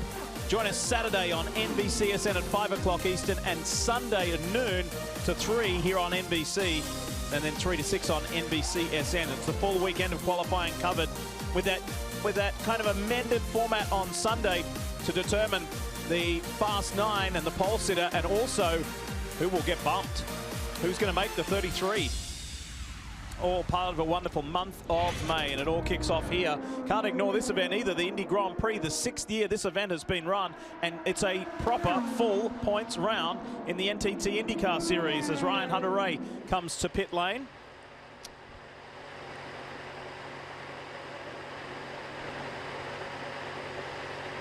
Hunter-Reay got bounced right at the first corner, Kev, and he's been playing catch-up ever since. Yeah, they've been hoping for a caution. Ray Gosselin has just been coaching him on the radio. Keep after we get the caution, we can be back in it. Talking with Ray before this race with the uncertainty, he said this is one of the most difficult strategy races to call, Kelly. Yeah, Ed Jones also on pit road. Those are scrubbed red Firestone alternate tires they went with. He had lost a couple positions, and he just decided it was time to come in, Kev.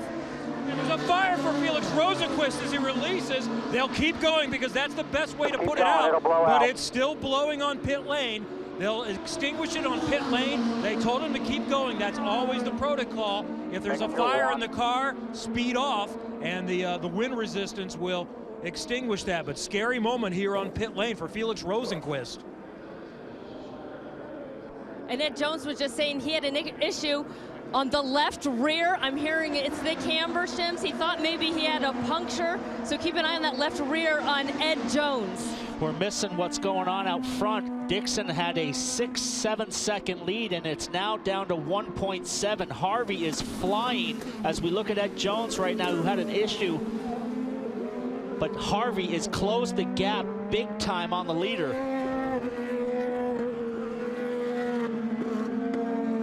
Let's take one more look at that scary moment for Felix Rosenqvist on pit lane.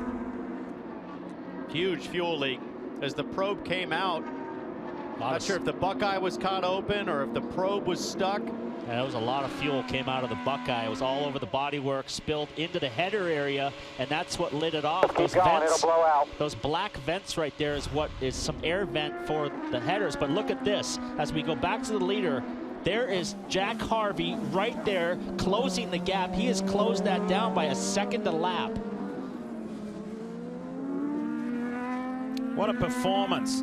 26-year-old British driver who has seen victory here and success in Indy Lights, but he has never had a race like this at the front of his already young IndyCar career. This is fantastic. And what a day for Simon Pagenaud, who needs a result this season, is now catching to the back of Harvey. As Harvey is catching the dirty air from Scott Dixon, that's allowed Pagenaud to close up. So things are about to get very interesting. Let's have a listen to some Harvey radio.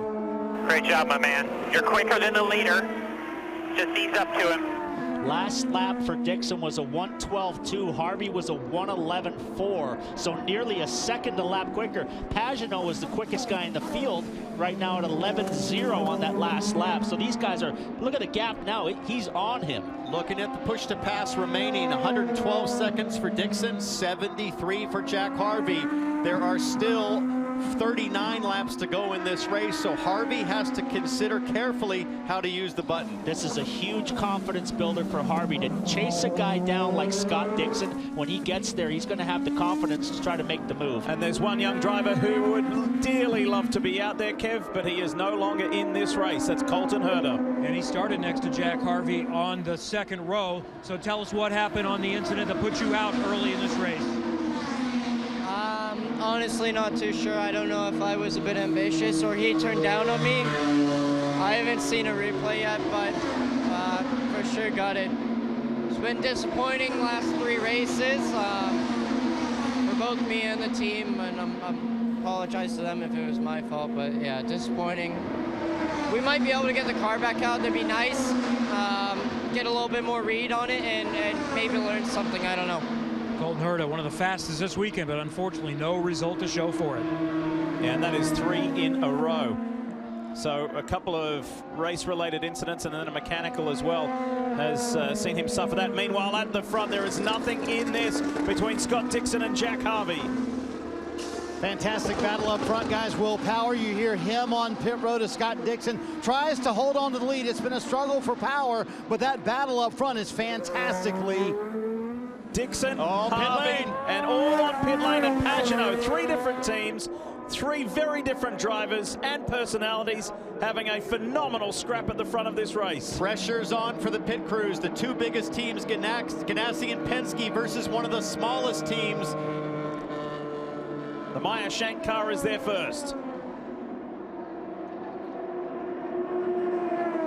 You see Simon Pagenaud, Jack Harvey on pit road there as well. Simon Pagenaud coming down pit road. He was fantastic at the end of that run, quicker than all the cars in front of him. He wanted no changes. You see those red tires going on. Scott Dixon said the reason he lost so much of his gap, the rear tires went away so hard. And here's the race off pit road.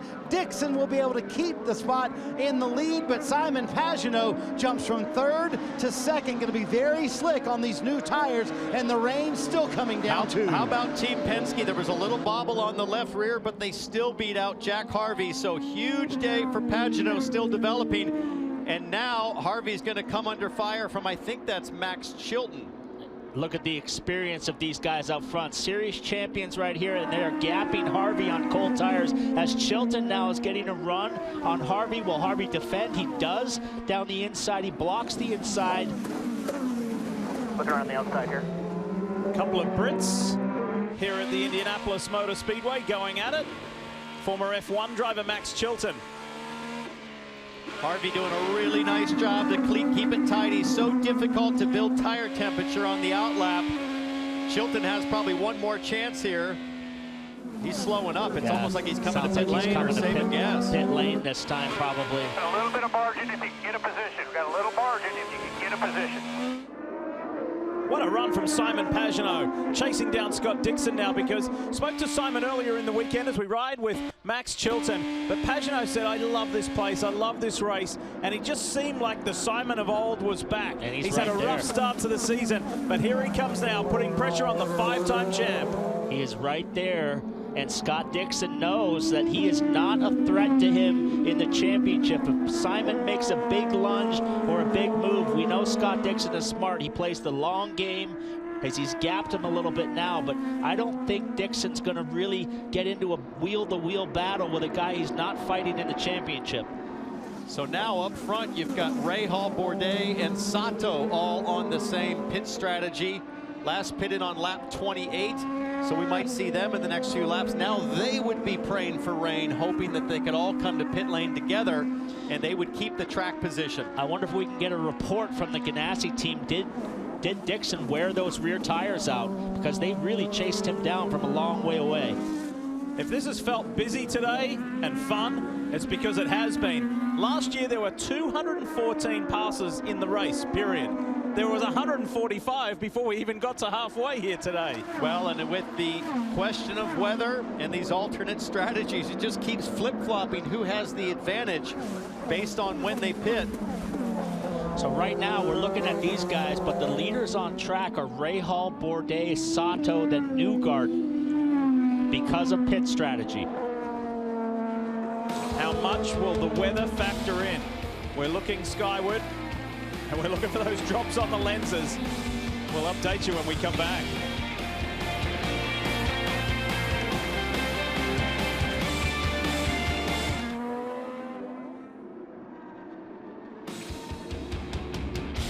You're watching NBCSN's coverage of IndyCar, brought to you by Honda, an official vehicle of the NTT INDYCAR Series. And by United Rentals, official equipment rental services provider of IndyCar. Join the race to help veterans at turnsfortroops.com. Sebastian Bourdais is in for his stop from the lead. He started 10th, so he's a little bit off sequence, and he will need one more stop. Craig Hampson, his engineer, warned him it might be slick when you come in. What a strange day. It's been threatening rain all day. It's just been sprinkling, so we're all still on the regular dry Firestones. And Bourdais been racing Rahal. There goes Rahal blowing by. Bourdais going down to turn 1, but Rahal should have the advantage on that strategy. And he does. So Joseph Newgarden cycles to the top for Team Penske over Pato O'Ward and James Hinchcliffe. 3 different teams in the top 3, but again, you've got to split this field because the top 3 are together, and then you've got Dixon, Pagenaud, Harvey are together on their strategy, and then it's kind of jumbled a little. Well, but now it's even because I believe Newgarden, O'Ward, and Hinchcliffe can all make it on one more stop. Dixon, Pagenaud, Harvey all need one more stop as well. So I think Newgarden right now is sitting pretty. He is sitting pretty if it starts to rain harder and it rains enough that they need to go to wets, but it all is going to depend on where this rainfall comes, and if it doesn't, where it all cycles out in the final 20 laps. If it doesn't rain, I think Newgarden, O'Ward, and Hinchcliffe are all on the podium as they run right now. Question is, what happens to the pace over the long run on the tires? Because we saw earlier with Dixon, just because you're in front, you can really start to lose the balance, as Jack Harvey just ate up Scott Dixon on the last stint. If Newgarden wins this race from where he started, that's a huge championship day. How about Pato O'Ward if he ends up on the podium after a disastrous round of practice sessions, contact, a penalty, and to come back on the podium would justify why Red Bull seen so much in the young Mexican driver. Not only that, the whole weekend, we saw him this morning after practice, and he didn't get any running at all. He's just had problems all weekend. He's done only 6 laps, he said, at speed the whole weekend. So he just threw his hands in the air and said, I don't know what else to do. So what'll happen here is if Newgarden makes his last stop in the dry, he'll be hoping it doesn't rain. Pit lane from half a body in our pit box. Speedway Lap Leaders on your screen. And Scott Dixon has led the most over Joseph Newgarden and Felix Rosenquist. Graham Rahal has led as well, and so too Sebastian Bourdais. So 5 Speedway Lap Leaders in total. Was that Newgarden saying it's raining now? It was, guys, and you see coming on pit road right now, Tony Kanaan. It is raining, and it's picked up quite a bit. They're going to rain tires for Tony Kanaan, Kelly. All clear, all clear. Yeah, they are. So that was a conversation between Tim Cindric and Joseph Newgarden. That was the conversation between them. It's getting spotty here on pit road. The rain is picking up. So same song, another verse, Townsend. If Joseph Newgarden gets the rain to come right now, man, what a gift for this 2 teams. It will be, but you'd have to go 30 laps to the finish. You can see the tracks now. It's really difficult to see the water on this dark pavement, but you can see it on the pit lane on the white concrete. So now you're starting to see tracks around the racetrack. So it is very slick right now. These are really, really tricky conditions. Like 6 or 7 more laps. Everybody's so they can make it to the end on fuel. Tim Cindric just told the story of the race. You've got to hang on in these conditions, however treacherous they may be, to make sure that when you stop, it's your last stop for fuel. Kind of reminds me a little bit of Sebastian Bourdais and Craig Hampson at Barber Motorsports Park in Alabama last year, just trying to hang on, and in the end, the weather beat them. What's the story going to say today for Joseph Newgarden and his team Penske Chevrolet? How about Pato O'Ward and James Hinchcliffe? Two of these three guys have had penalties today. Here's the thing, guys. We always talk about the danger zone. If somebody spins in these conditions and causes a red, the guy who pits first here is going to be really in the catbird seat. Here is James Hinchcliffe. We saw his Arrow Schmidt-Peterson teammate Marcus Ericsson crash out early in the race. And Hinch is running third at the moment on this particular strategy. We'll be keeping an eye, as will everybody on pit lane, on the lap times of Tony Kanaan as well. They went for the big gamble to go with rains this early. I'm afraid the pace is way too quick to justify wets. The question is, do they get lucky with a yellow? It's much more wet, it looks like, down by here by turns 1 and 2 in the short chute. That section of the track looks a lot more wet than it is up at this end of the track, which would be turns 4 and 3. And guys, we're hearing a lot of drivers like Will Power saying it's too wet right now for slicks, and the rain has been steady and a little more significant for, I would say, a good 10 minutes. So PT and Townsend, how tough is it to be on slicks in conditions like this? All they need to tell them is that Tony Kanaan on wets just went 30 seconds slower than the field on his outlap. So hang in there. That's how much you have left. Kanaan has actually fitted wet tires and is way off the pace. There you go. Seconds. Tony Kanaan, 20 seconds off the pace. So if I'm on slicks, I just took a deep breath and said, all right, I got a cowboy up here and hang on. Yeah, hot, slick tires. It's not soaking wet yet, so it's very difficult to drive in the dry on a wet tire because those cuts and grooves in the tire just makes the tire really squirmy. You're kind of all over the place as he gets passed right there by O'Ward. Well, those grooves in the tire, Paul, as you know better than anyone, they build heat. But look at Roosters. Little bit of spray coming off the back as he passes Marco. Look, there's a little bit of spray coming off the back of that car. Not a lot. Picked up a bunch of marbles, though, offline, did Joseph Newgarden.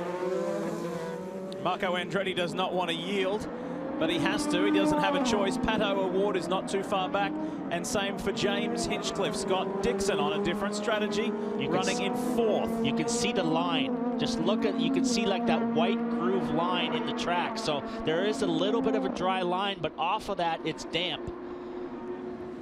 So 28 to go. Last year, some cars went 27 laps, but on a maximum fuel save strategy. They are right now about 6 seconds slower than what they were running before, but right now Kanaan 13 seconds. Yeah, 13 seconds a lap slower, but Dixon was running 1:11s just a few laps ago. That's about to change though, because you can tell it is getting more and more wet on that track. And those slick lap times are going to fall off quickly if the moisture continues to come. Kelly? And when Kanaan first put on those wet tires, they told him to take care of them until more water was on the track. Well, now Elio Castroneves there in the yellow Pennzoil car, the second one to follow that lead. He's now on wets. Well, you could hear him when he got off the pit lane speed limiter there. That really lit it up. You could hear the wheels spinning. Oh, and he spun! Elio spun on pit exit. Now he has to try to get through the gravel. Luckily, the gravel's damp, which makes it a little easier, but no, the motor's not running. I think he... oh, this is going to be hard for him to Stay get on the there. power, son. Fire it up. Fire a rooster tail. It's like the Glamis Dunes. You know how to do that. Go ahead. He's going to get high-sided with no speed there. You'll end up getting high-sided on the edge of the track. The car will bottom out right there. Here comes the yellow. This is going to be a full course yellow. And this is a big advantage for Newgarden. Look at how frustrated Elio is. You could hear the wheels spinning as he got off the pit lane speed limiter, and as soon as he turned out of pit lane on pit exit, it just went broadside on him. As he comes to the pit, so they're not going to wait for a yellow. They're all coming now. They're in their pit window, so why not be the first one to make the last stop? What does Dixon do? All right, I'm in. No yellow yet. Take it wet or dry. It's not wet yet. It's not wet enough yet, but it could come. I think we're... Right now, Dixon's got wet, we've got dry. Whatever you guys want. Oh, Andretti is coming in. He's going to change to rain tires. Patricio Ward from second. He's got primary blacks. The rain still coming. As you heard, the general consensus is it's still not quite wet enough yet, Marty. A call that could win or lose the race as Joseph Newgarden and Scott Dixon almost made contact leading. Newgarden said, I still think it's dry enough for slicks. They went with the red slicks. Scott Dixon at the front end of pit road. They went with rain tires as it starts to rain harder. Newgarden, the championship leader on slicks, Kelly. Well, Marty, we saw Jack Harvey as well on a congested pit road. He came in, he put on the wet rain tires, and now Ed Jones following suit. Another one going to those Firestone rain tires. Bourdais goes for slick. So, oh, another fire for Rosenquist. They must have a problem with the fuel rig there, because that's a big one. And if the track wasn't wet enough, his rear tires will be now after all the fire extinguisher fluid, and there's still a flame going to burn off on the driver's right. So race control leaving Castro Neves out as we look at the fire that's again. That's a big fire. So there's something, fire right out of the nozzle right there. So they need to fix that, change the hose or something. But now the pit stops are done. But that's 2 in a row as we look at Harvey going for rain tires. It was here. close. It was close with Chilton. Check this out. Whoa, right across the front of Jack Harvey. We've got a mixed bag, guys, of guys that went with rains and guys that went with slicks. You could really feel the indecision in Tim Cindric's voice. Yeah. He knew that this was a complete crapshoot. Do you go for slicks or wets? Either side of this can be hung out to dry as Castro Neves gets going finally. Here's the thing, when you're running and you're going, now you're on cold tires. When you got hot tires and it's wet, you can manage. But now that it's gone yellow, it's going to give the track that opportunity to get wet. As we see Castro Neves come out on the slicks, gassed it and just looped it right into the grass, and then he got it stuck. He was on cold rain tires.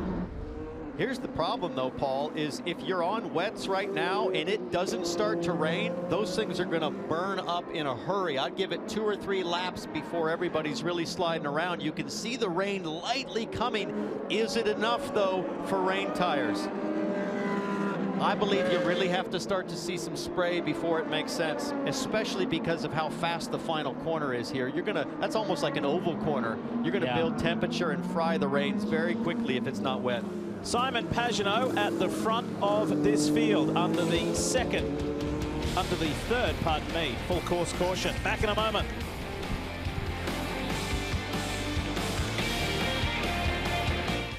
Race day, May 30, 1969. And here's the checkered flag for Mario Andretti, winner of the 1969 500-mile race. Mario Andretti has joined us in victory lane, but Andy Granatelli gives the first kiss to Mario here today. Quite a race.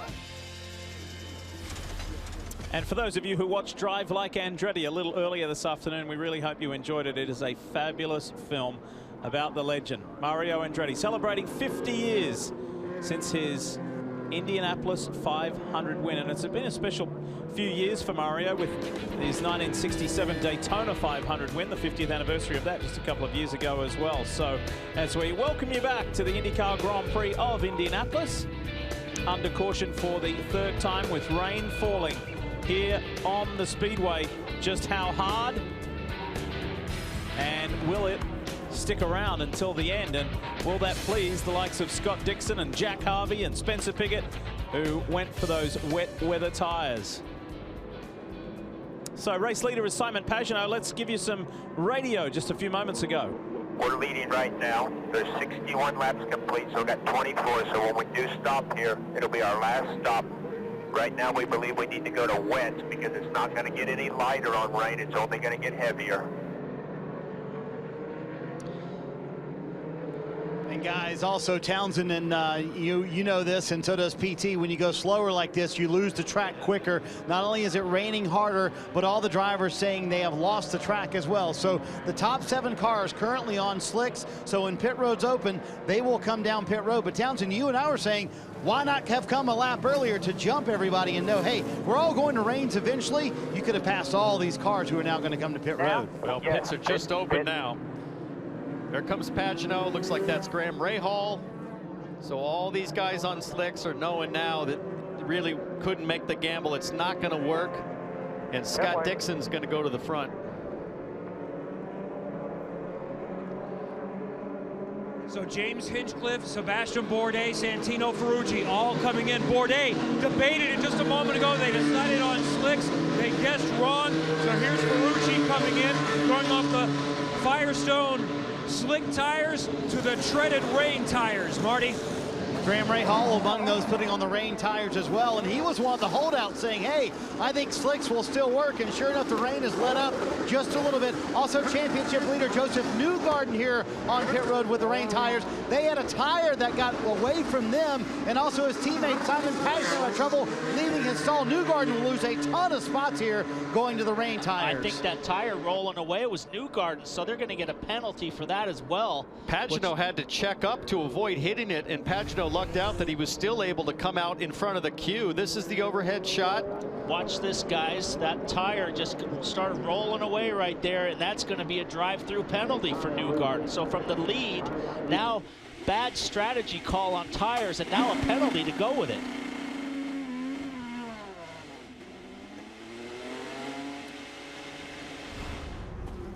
Oh boy. This restart is going to be absolutely bonkers, and wait till we get to Indianapolis if this is a preview of what's going to happen. But under caution, we just heard that Sato on cold tires just coming around turn 3 just loses it on rain tires. So this track now is very wet.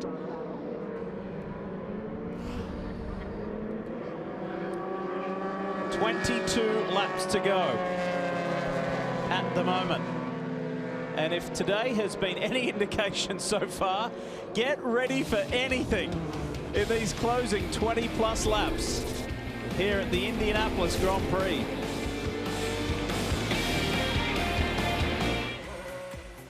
It's a very cool weekend to be at Indianapolis, but it's also a cool weekend because, of course, it's Mother's Day tomorrow, Mother's Day weekend. And we hope that you're able to spend the day with your mum, maybe at your favorite restaurant or somewhere, and we wish all the mothers out there a happy Mother's Day. I just picked my own mum up. She traveled over from Australia this week. I picked her up from JFK earlier this week.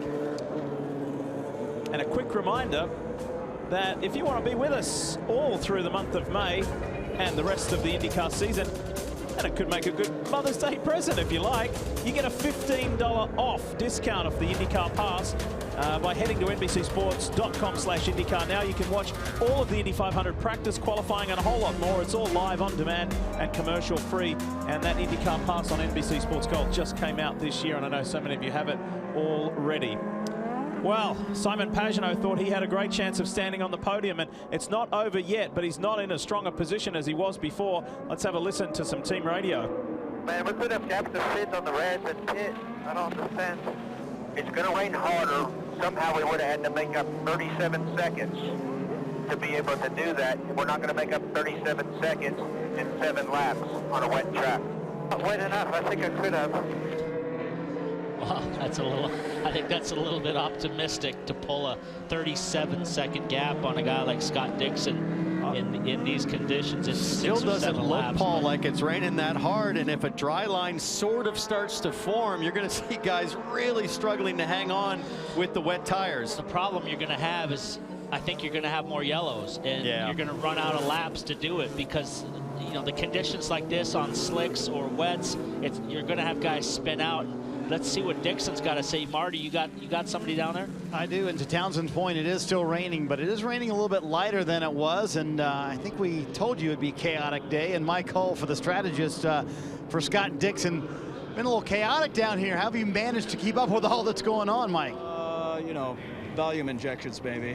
Yeah, it's okay. I mean, the rain's been coming for a while, but it's so difficult to know when it's going to hit like it has. So we used up all our red tires, and we were hoping it started to rain so we didn't have to use up a set of blacks. So, but, you know, we got 20 laps to go here, or it could be a time race at the end, so we'll just do our best. What's the protocol you kind of walk Scott through? I know he's an expert at this, but to remind him of things in the rain, and clearly you do have the advantage of being up front. I think that's a help because you can see the spray on the front straight, even on the pace laps behind a parade car, pace car now. So I don't know, you know, it's just visibility is a big deal in the wet, and it's so tenuous. It's treachery in a way to have to drive in the wet, no matter where you drive. So we'll see how we go here. You can see how wet that front stretch is. A couple of guys on pit road as well. But yes, the rain is still coming down. A little bit lighter, but it is coming down. I just watched Castroneves go blowing by on the front stretch at speed, and there was a definitive rooster tail coming up, but on the back straightaway it doesn't look quite as wet. Now in the drivers meeting this morning, Sebastian Bourdais raised his hand, always outspoken, and said, hey, I just want to let everybody know this new sealer they put on the oval is incredibly slick in the wet. He was the only one in the test here to go out and do a wet lap. So that sealant is down in turn 1 in the brake zone, so don't go away. This is going to be interesting. It certainly will, with just under 20 laps left to go. Stay with us to the end of the Indy Grand Prix.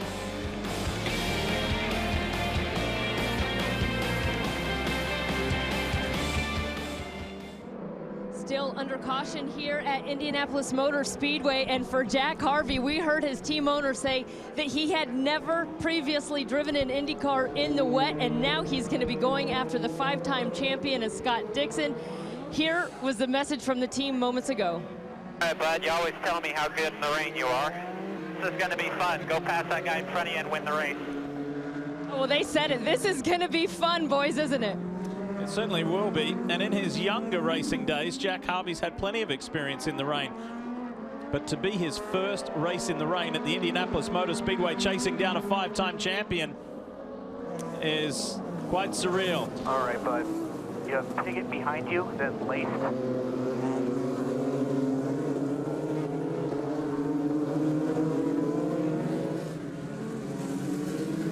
Updating you too as we're coming to the restart, is that Joseph Newgarden has been sent to the rear of the field for that loose tire, and yet again Scott Dixon's taken off. Check out the third car in view. That's Spencer Pigot from Ed Carpenter Racing. He'll be chasing Jack Harvey down the front straight, looking for an inside line. He's in the draft, in the mist.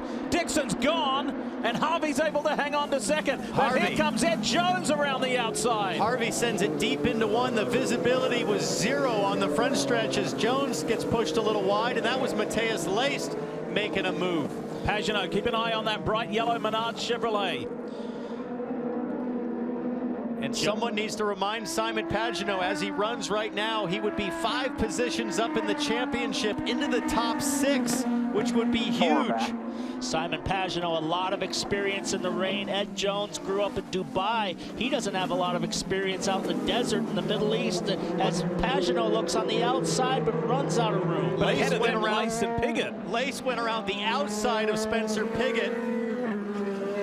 Everybody fighting for traction. Now you see the big rooster tail on the front stretch, but this infield section doesn't have that new sealant. The water is absorbing into the track. Now they're on that sealant. It gets pretty slick down here in the brake zone. A lot of guys were locking up right there. Jones, turn 12. Pagenaud's going to be the big winner here. He goes around the outside of Spencer Pigot. Can he pull it off? Yes, he can. Alternate line around the outside seemed to work pretty good right there. Careful here as you come up onto the banking and up onto that sealer and all the spray. Wild stuff down the front straightaway. Pigot's under attack again.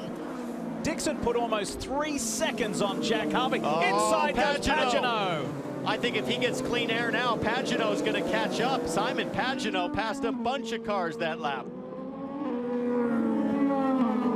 You got to see that experience for Simon Pagenaud coming through. Lee, you know this. When he was a young driver growing up in France, he drove for Peugeot, and they made him every year spend 6 days, and you see some dicing going on back there, 6 days in the rain. They would wet the track if it wasn't raining. That Peugeot training coming in handy for Simon Pagenaud right now. And he's driven in all kinds of conditions and cars, no surprise there. Well, it was Spencer Pigot that shortcut the track there. He went in side by side right here with Graham Rahal. Graham was on the curb, and he was forced to go over there, so I don't know if that'll be a penalty or not. But Pigot was on the inside of the curb, so he might have to give up that position. A little further back, Marco Andretti, Pato Award, Zach Veach, and Takuma Sato. It is shocking that there hasn't been a yellow yet with these conditions. Tony Kanaan there, followed by Hunter Ray. Pato Award, Veach making moves, go over under right there. Nice pass by Veach right there. Look at that move. Meanwhile, we don't get an opportunity to say this all too often. AJ Foyt's team, the AB Supply Chevrolet of Matthias Laced, is up in third. The young Brazilian is driving very well, and he's got 2 seconds, just over 2 seconds over Simon Pagenaud. Will he be able to maintain that? Because Pagenaud is flying at the moment. It'll be a huge day for AJ Foyt Racing if they get on the podium here at the Indianapolis Motor Speedway on the road course. They've struggled so hard this year, but look at Dixon. He is just checked out on Harvey. He has to manage his tires, though, because there is a little bit of a dry line forming through this section. That'll put some extra wear and tear on the wets.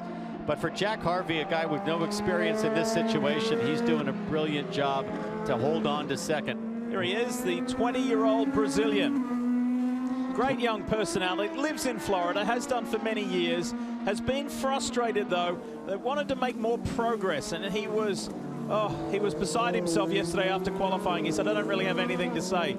Our road and street course package is not where it wants to be. Well, it is in the wet, and this young man's doing a super job. Rain is the great equalizer. Even if you don't have a good car in the dry, when it rains, Townsend, it's always an equalizer. So it shows your driving talent, and this kid is showing it right now. There's AJ, there's Super Tex. And look at Simon Pagenaud back there, slowly reeling in Laced and Harvey. Pagenaud now in the top 5 in the championship as he runs, and he could end up in second place in this race, which would give him even more points. So we've been waiting for the big weekend for Simon Pagenaud, and it's come to him now. And he wanted to stay on slicks and try to pull a gap. He might have a good chance of finishing second. It'll be a tough haul to pull in Dixon from there. Lap, you're about a second quicker than anybody on the track. That's the voice of Kyle Moyer to Simon Pagenaud. Just keep in mind, there's only ever been 2 drivers to win an IndyCar race on this Indy Grand Prix circuit. One is Will Power. Power's not in the mix today. He's way down the order. The other one is the man in the yellow Menard Chevrolet, Simon Pagenaud, a 2-time winner. I just looked at the monitors to see if Kyle Moyer was giving it straight to Pagenaud and not just giving him optimistic information. And it is true. Pagenaud a second quicker than Scott Dixon. There's 14 laps left. Pagenaud's only 6 seconds behind the leader. If he can get by and resume that pace, there's a chance that Pagenaud could haul in Scott Dixon. And we're getting right on the fringe, guys. Either 85 laps or 2 hours, whichever comes first. There is a 2-hour race time limit. Look at the guys cooling their tires now. It's exactly like what we were talking about earlier. Dry line forming. They're looking for water on the front stretch to try to cool off the rain tires. The rain tires getting hot through these sections on the backside. Pagenaud very experienced in the rain. So many times he's raced at Le Mans in the middle of the night in the Peugeot and other endurance cars he's driven. A lot of time in the rain in Europe growing up, and he is closing down on Matthias Laced. The only thing working against Pagenaud right now is he only has 15 seconds of push to pass left. The cars in front of him, 58, 68, 54 seconds. You talk to some of the veterans of the sport who employed Simon Pagenaud when he was younger, like Gilles de Ferran, Duncan Dayton, Derek Walker. Ask him the question, why did you pick Pagenaud? In addition to being fast, they said he's smart. And he's smart on the racetrack. You could see Pagenaud experimenting. He's the first one to try to work the apex curves in that left, right, left section. So I see a lot of experimentation, which is what you have to do in these variable conditions to figure out, be the first one to find the grip. You guys mentioned the tough start of the season for Simon Pagenaud. He knows, yes, there is pressure. There's 271 points available in really the next 4 races for these race teams. But he told me that pressure doesn't really apply so much to him, because he said, I know what I can do. I know I can still run in these races. We just had bad luck this year, especially in qualifying, and he is gaining on Matthias Laced. You can visibly see it, Kelly.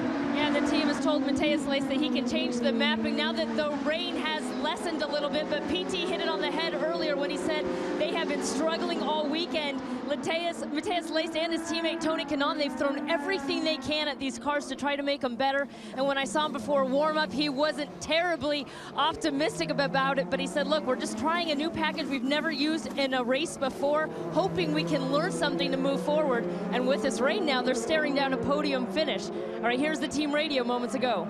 Do what you can to keep the tires wet because the rain has stopped right now.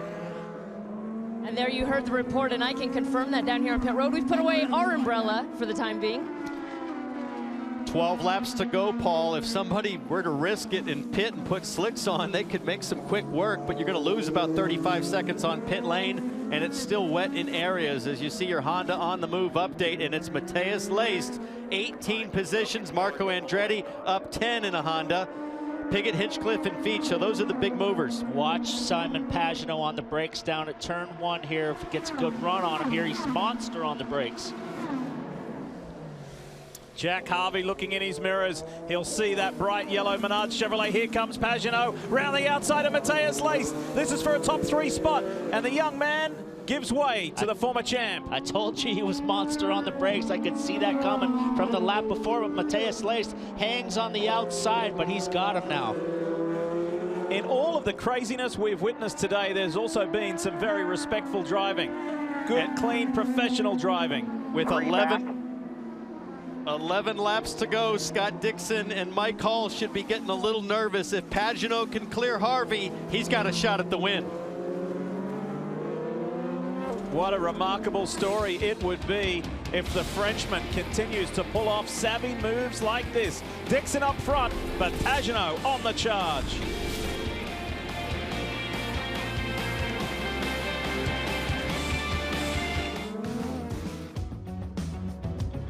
What a start to the 2019 NTT INDYCAR season we have had.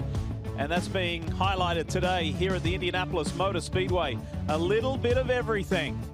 And the series could see its 5th different winner from 5 races if Scott Dixon can hang on. But look out, Jack Harvey in the Meyer Shank Sirius XM car holding off Simon Pagenaud. But the question begs, PT and Townsend, for how much longer? He's got to be a little careful, Jack Harvey, in the way in which he cools his tires and comes back over to the racing line, effectively blocking Pagenaud from the dry line, Pagenaud's been so good on the brakes, Paul, as you alluded to, that it really took the opportunity away. So Harvey's got to be careful. He's an absolute demon down on the brakes down to turn 1. Doesn't seem to have as much as an advantage here at this end of the track, but I think on that sealer, he seems to have that braking zone really figured out on these guys. So Harvey's got to be careful that he doesn't swerve back over in front of him.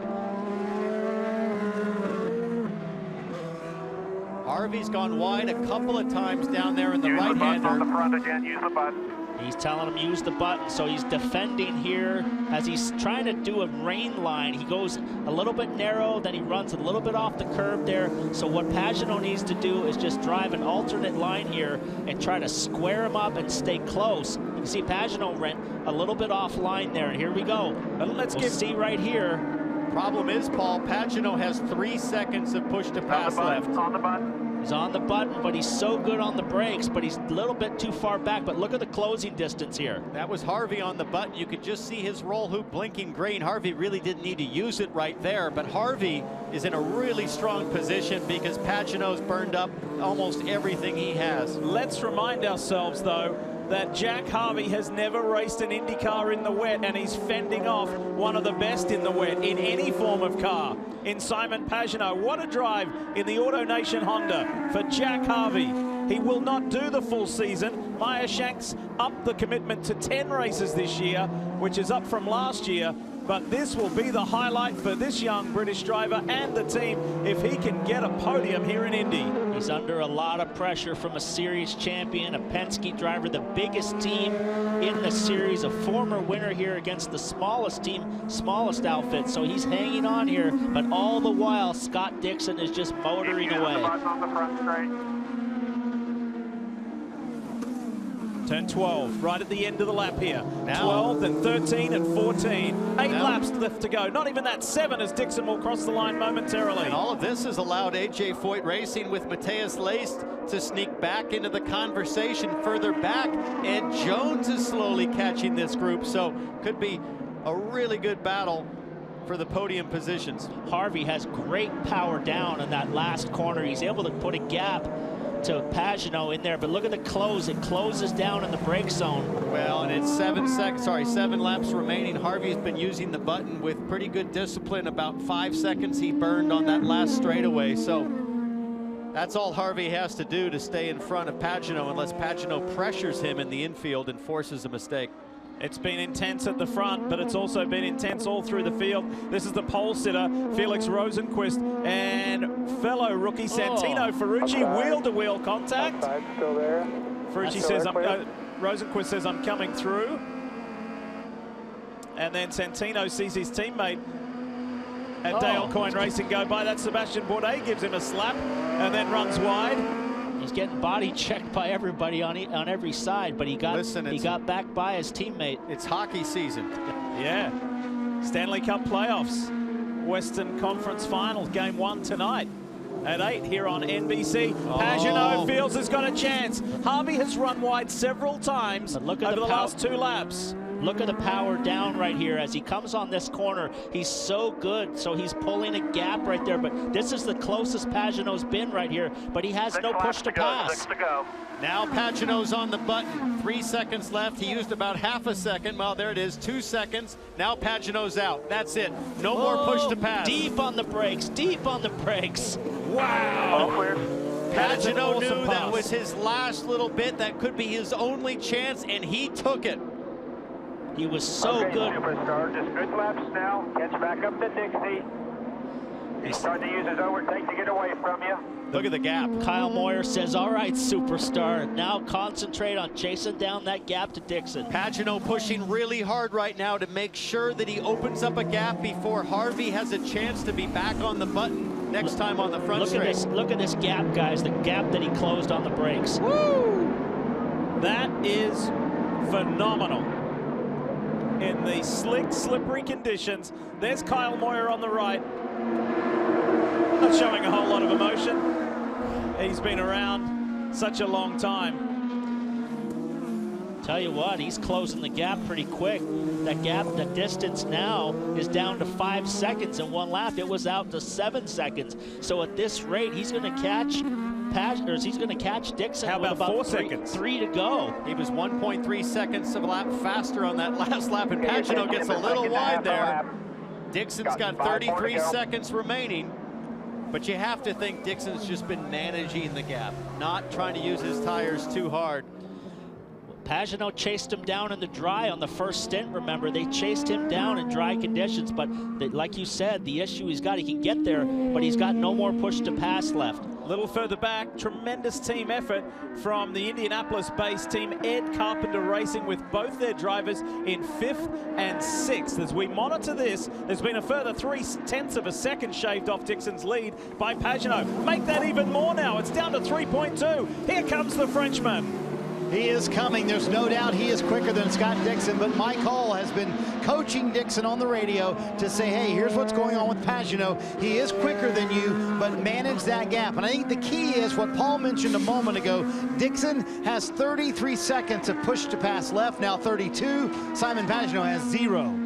He can almost use it every lap now until the finish downs and just keep using it on the 2 straightaways to maintain the gap. But if you're Mike Hall, you just saw Pagenaud come from way back to pass Jack Harvey, so Pagenaud just needs to get close enough to exercise his technique and what appears to be his dominance in these conditions. Look at how close Pagenaud got to the wall exiting that final corner. And he's working the wet. Pagenaud's working all the moisture to keep the tires cool. And you flash back a year ago here, it was Scott Dixon doing the chasing on Will Power. It was 3.2 seconds, Dixon to Pagenaud, a lap ago. It's now 1.7. Simon Pagenaud 2 seconds quicker on that last lap. Dixon may have 29 seconds of push to pass left in the bank versus Pagenaud's none, but it doesn't seem to matter. It is not stopping the Team Penske driver. Gap now down to 1 second. Little curb hop in the fast chicane. Now he's getting the aerodynamic turbulence. He's closed that gap, but now he's got to deal with the aerodynamic turbulence, which is going to make it even more slippery. But Dixon's got to be good off this last corner and utilize the push to pass if he's going to have any chance of holding off Pagenaud in that brake zone where he is so good. I don't care how much push to pass you have. You're not going to find 2 seconds a lap. He's there. Look out, because he's right there now. When they cross the line this time by, as Pagenaud is as close as he's ever been to Dixon, it will be 3 laps to go. Just under 7.5 miles of racing on what has been a fabulous day in the Indy Grand Prix. Who's going to win it? Will Dixon get his first one here on this road course? You saw Dixie really sucks back in this paint in turn 4. The brakes, he pops out and takes a look. He's not close enough. Dixon was on push to pass on the straight. Pagenaud is out, so he's got to be closer getting off the last corner. You heard Kyle Moyer there say maybe a not so complimentary description of Dixon in the final chicane. Look at Pagenaud there. The speed difference through that right-hander. Get the feeling Dixon's picked it up a little bit though now. And just keep in mind, guys, the second run of the day, Scott Dixon really struggled at the end of the run with the rear tires going off. Granted, that was on the primary tires earlier in the race. This is on rain tires, but Dixon has struggled with rear grip at the end of these runs. I wonder if Pagenaud's going to send it down into 1 like he did on Harvey. Well, it was a good practice run, wasn't it? It really was a good was. rehearsal. He's got nothing to lose right now but to send it. He needs a win in the worst way to get a shot in the arm to get that confidence back. And he knows that Dixon is probably leading the points. He is by now. Dixon, as he runs right now, would lead the championship, and nobody likes to get the most points possible, you know, more than Scott Dixon, because if there's a situation in turn 1, Dixon might just avoid the contact. We haven't forgotten about Jack Harvey in 3rd, heading for Meyer Shank's first IndyCar podium in just 2 laps time. That's a good gap right there. He was able to close that gap on Harvey. Let's see if he can do it. He takes a look. Not quite close enough. Yeah.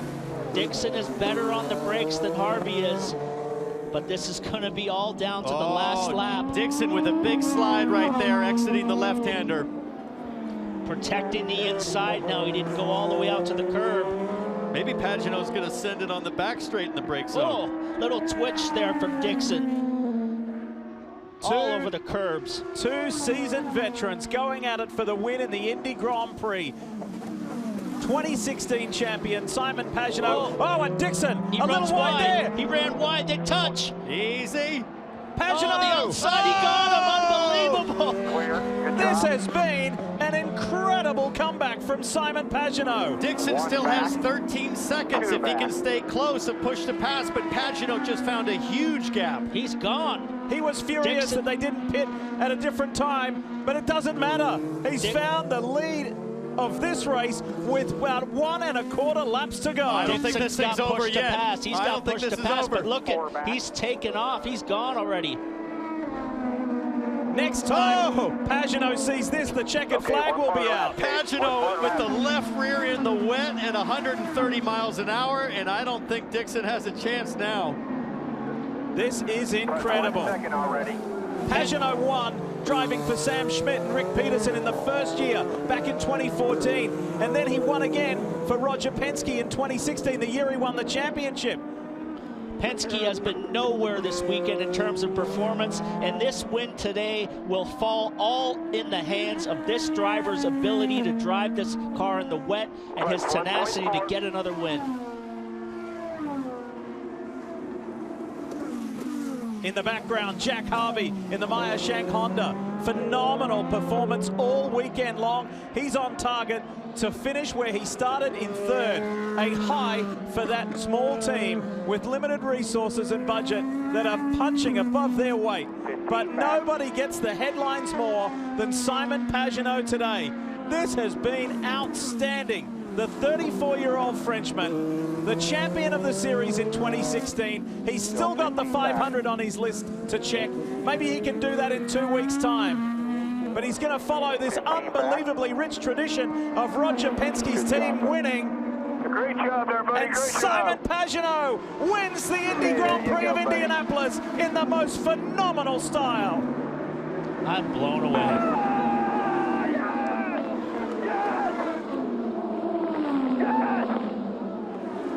I was just about to speculate that Pagenaud would be emotional after this win. He beat me to it. That was all on him. That pass for the lead. He just chased him down. I've never seen something that good.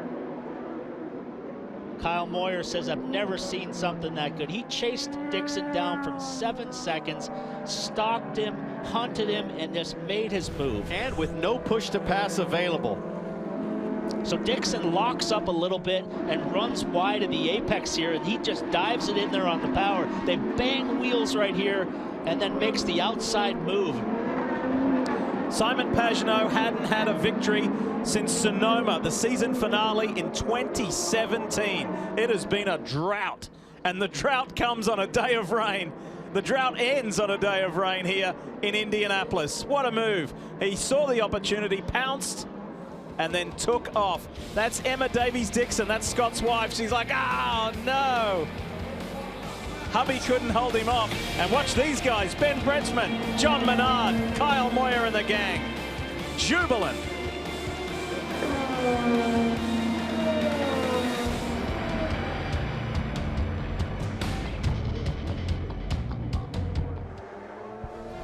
There is nothing like playoff hockey, and the battle for a spot in the Stanley Cup playoff begins, in the final I should say, begins on the West Coast as the Blues face off against the Sharks in San Jose. Game 1 of the Western Conference Finals. That's tonight at 8 right here on NBC. As we welcome you back, it is celebration time in Victory Lane for Simon Pagenaud. There's his partner, Haley. Everybody's there, Marty, to celebrate. What a drive. So much emotion has gone into this day for Simon Pagenaud to get back to this point, back to victory lane. Everybody questioning him and the lack of success this year, but he answers in a big way today. How did you do that with no push to pass? Was that the most determined drive you've ever had in the last 5 laps? Oh, yeah, it was. It was amazing, the whole race. I was like, what's going on? I thought everybody was saving fuel, which is so fast. Chevy did a fantastic job giving us the horsepower, and Menard, you know, second time in victory lane here at the Grand Prix. Third time, so I'm equal with Will. That's awesome. We kept it in the Penske family. I can't believe it. It's awesome. What a race. I mean, it was awesome, and I want to thank Team Penske, everybody that supports me. Obviously, this is the sweetest win I've ever had, I guess. Jack Harvey in with a high five. You and I talked about the pressure on you. You said, I don't let it bother me. I know what's at stake here at the month of May. How do you not let that pressure bother you when everybody's saying, what's wrong with Simon? Remember that? But I answered it, and I know what I'm worth. It's just, I got to get everything right, and we did that this weekend. Slowly and surely we got there. Like I said to you, the stars just didn't align before, but performance has always been there. This year, the team has been fantastic at giving me what I need, so here we are. He said it. I answered all the questions today. A trip to victory lane for Simon Pagenaud. And Kyle Moyer said, hey, it's just the first trip to victory lane here at Indianapolis. We're going to have one more later in the month. Big day for Simon Pagenaud, another big points day for Scott Dixon, who finishes second for the 3rd time this year, 3rd straight year in this race. What was the difference down to the finish where Simon got around you?